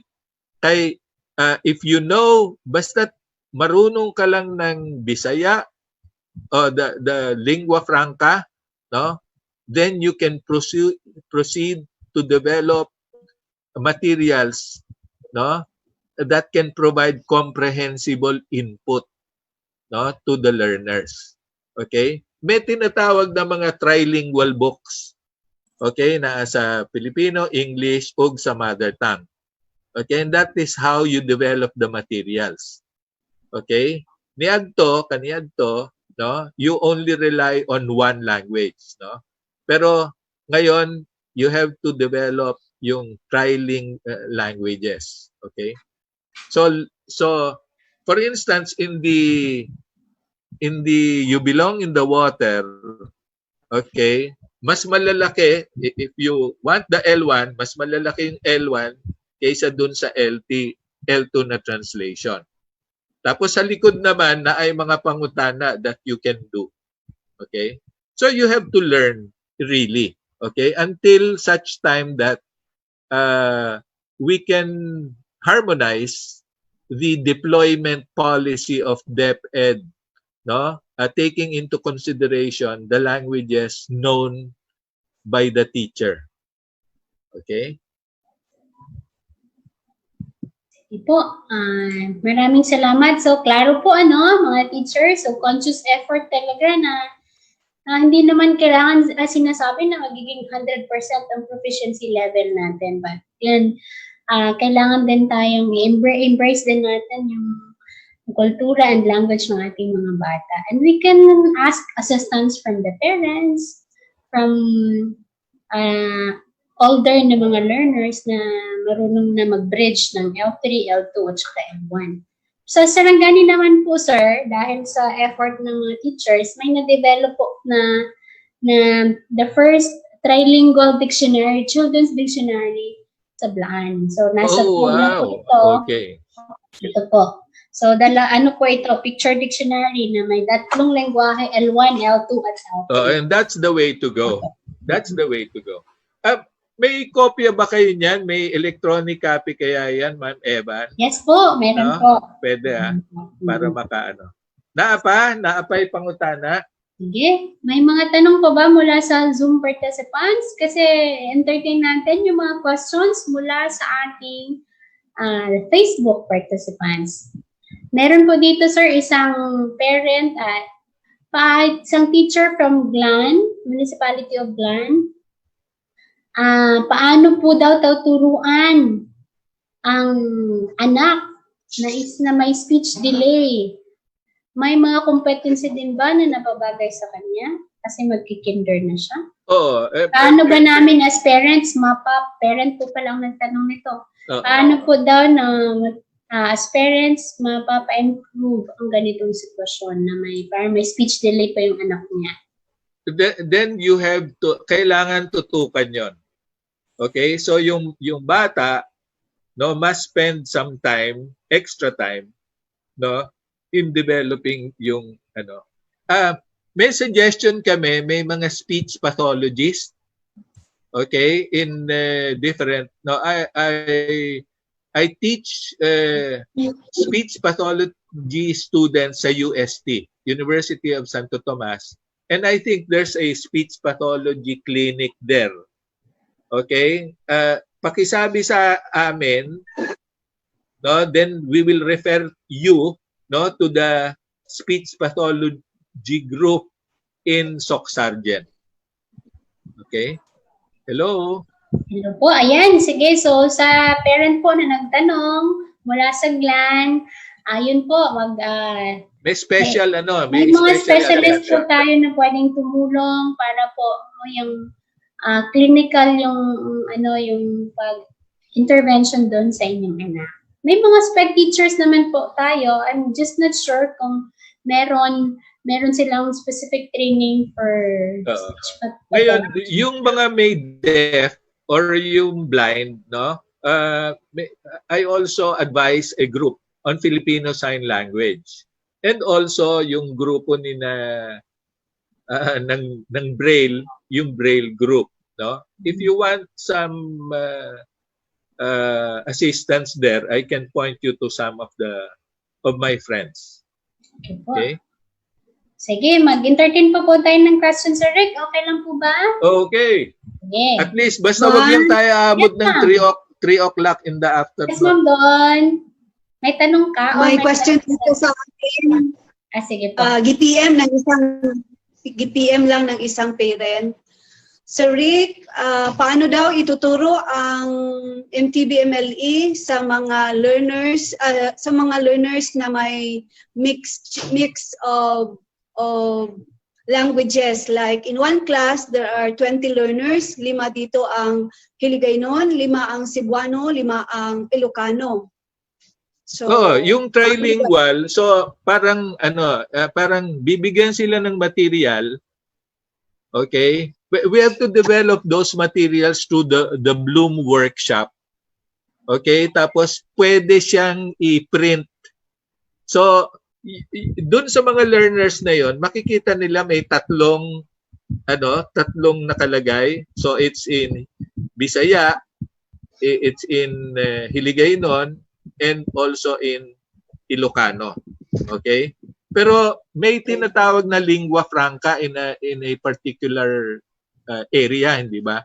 Kung Bisaya yon, so Bisaya Ilocano. Okay? Or Bisaya Hiligaynon. Or Hiligaynon Ilocano, no? And you can easily do that, no, by producing those materials, yung mga trilingual, no? Ang gagawin kasi yung mga illustrations niya pareho lang, no, pero yung mga sulat, no, iba. Okay? Did I tell you that you need 50 stage 1 and stage 2 stories?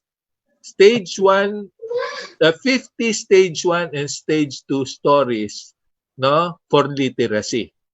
Okay? If Sarangani can do that, no, throughout the year, okay, then sa susunod na taon, yung pa rin yung gagamitin. No? Okay, Did I answer? Sir, so let's entertain another question from Yes. our Facebook participants. Ito. Actually, parang nasagot na rin ito dati, pero ulitin po natin para ma-reiterate po. Is it advisable that since the early stages of the child's education up to the time he or she reach higher education, that the induction of L1 and L2 to the child's mind is a 50% emphasis? Yun yung question? Hindi, ito po. So that we maintain the importance of the other languages like English, which is the language used in our standard examinations in our country. Because if we put more emphasis on mother tongue, there is a tendency that the child decreases his or her capacity to learn other languages, more importantly, the English language. So, is it advisable to induce 50% emphasis in the mind of the child? The use of L1 and L2 in teaching him or her started at the early stages? Research has already proven that it's not the time. Hindi yung oras na binubuhos mo for English or ano, it's not that. No? Kung hindi yung parang introduction mo, no, yung schedule mo. Okay? So, gaya nga ng nasabi ko, MTB-MLE is not purely an L1 system. It's an L1 to L2 system. You add the L2 and you teach L2 on the basis of the L1. Okay? So makatwid, under the law, dapat sa first elementary grades, okay, L1 yung primary language, but that doesn't mean that you're not going to teach them English or Filipino. Mali yun. Okay? So, from the very beginning, grade level appropriate yung materials mo. Grade level appropriate. Ibig sabihin nun, ituturo mo yung English, okay, pero oral muna. Pagkatapos ng oral, no, then you proceed to the written. Di ba yung naalala niyo yung sinabi ni Ma'am Dayan? Okay, oral L1 tapos oral L2. Oral L1 tapos written L1. Tapos oral L2 tapos written L2. Okay? Ngayon, ang problema, yung pedagogy na tinuturo ng mga ginagamit ngayon, hindi pa siya angkop para sa Pilipinas. Yung ginagamit ngayon, bakit? Kasi yung mga nakuha ninyong mga turo dun sa tertiary education institutions, no, are not consistent with mother tongue-based multilingual education. So ibig sabihin the curriculum for teacher education, no, in college, no, will have to be changed. And it is through NAEAP, as I've told you, makikita niyo yung exposure ninyo on how to develop the L2 through the L1. Okay?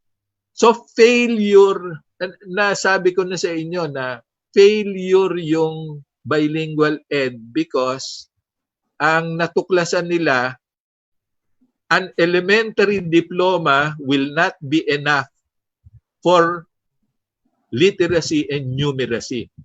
Bakit? Kasi may problema dun sa paraan ng pagtuturo. Okay? So it's really about the training, no? And yung nabanggit ni Ma'am Donna na may trilingual, no? That is the way to go. That is how to teach even English. Ma'am Donna, 'di ba? Ma'am Evan, 'di ba dun sa trilingual ninyo may English, Filipino at saka L1. Mother tongue. Okay. Opo. And that's the way to go. Sige, may mga tanong pa ba? Mga mahal naming guro, school heads at mga parents, mga magulang? Wala na. Meron pa, magbabasa po ako ng another question mula sa ating Facebook participants. Isa po itong parent.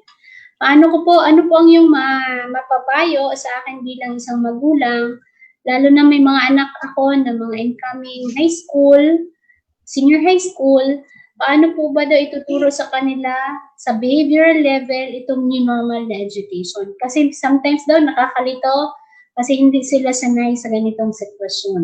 Oo. In that case, okay, tandaan natin, walang eksperto sa bagong abnormal na sitwasyon. Lahat tayo natututo ito. No? Kahit na si Liling Briones, natututo rin dito. Walang makapagsasabi kahit ako. Hindi ko masasabi na alam ko kung what will work and what will not. Okay? Basta't ang importante, no, maging bukas tayo. Okay? Let's be swift to adapt. Ang sabi nila, no, mabilis tayong mag-adapt or umangkop. Tapos, slow to complain about the difficulties. Okay? Ibig sabihin, habaan natin yung pasensya natin. Tapos, let us be willing to change. No? This is a new situation that we're facing. No? Kailangan collectively, no, use your learning action cells and your collaboration with the parents, no, to teach your children. Okay? Sabi nag-decide na yung Department of Education that education must continue. Okay? So kailangan matuto tayo, no? Lahat ito, this is a learning experience for us. Okay? Sige, last question po ito, Sir Rick mula sa field, parang challenging po ito. Kasi sa Sarangani, marami po, isang teacher po ito, maraming mga parents na hindi marunong magbasa. Kasi sa modular learning modality, ang mga parents po ang facilitator of learning. So sila ng mga teachers, magko-collaborate kami sa mga parents kung paano i-facilitate ang learning gamit ang module. Kaso ang parent daw ay hindi marunong magbasa. At wala talaga doon sa walang kapitbahay, usually daw itong mga parents or ang household na pwedeng tumulong sa kanila at sa mga anak nila na tama yung paggamit sa mga module. Ano po ang maipapayo ng most people would have up to siguro grade 3, grade 4. Okay? Ngayon, yung mga materials na yon na design, yung design ninyo, will also have to take into account yung level ng mga magulang. Okay? Parang ang natututo rito, hindi lang yung mga anak, kung hindi pati yung mga magulang. Kaya nga kailangan yung eksaktong-eksakto yung inyong ilalabas na mga modules para maintindihan ng pinakakaraniwang tao. Okay? So halimbawa, may mga area siguro sa inyo na yung kapitbahay na if you map out na ninyo yung mga learners ninyo at saka mga magulang nila para makapag-design kayo ng intervention plan, no, for those sabihin natin special cases. Sige. So thank you very much, Sir Rick. So bago po natin tuluyang tapusin ang ating webinar series, let us hear a feedback from one of our facilitators. Isa din itong teacher ng language, multilingual din, si Ma'am Betsy Sebwa. Ma'am Betsy? Ayan. Hello po. Salamat pagi from Kuala Lumpur, Malaysia. May utos sa tanan. Nais ko lang po magpasalamat sa mga butihing guro ng Sarangani para sa isang mainit na tugon at aktibong pakikilahok sa webinar series na ito. Actually, saling pusa lang po ako sa inisyatibang ito. Si Ma'am Donna po ay aking sister-in-law. Tapos si Sir Ricky ay dati kong profesor sa Departamento ng Linguistics sa UP Diliman. Nag-umpisa ito nung anyayahan niya ako sa salita ni Ma'am, sa webinar ni Ma'am Decker, no? Ni Dr. Decker. Kasi actually, ito ay mula sa aming every year kasi meron kaming reunion ni na Ma'am Donna, no? Nag-umpisa ito sa kanyang kusina, sa pagkainan niya noong New Year. May isa kami sister-in-law na nagre-reklamo. May agam-agam at nagre-reklamo na rin sa kay Ma'am Donna. Ano ba yung MTBML inyo? Ang hirap-hirap. Magulang din siya at may 2 anak. So nahihirapan daw siyang mag-assist o magturo sa mga anak niya.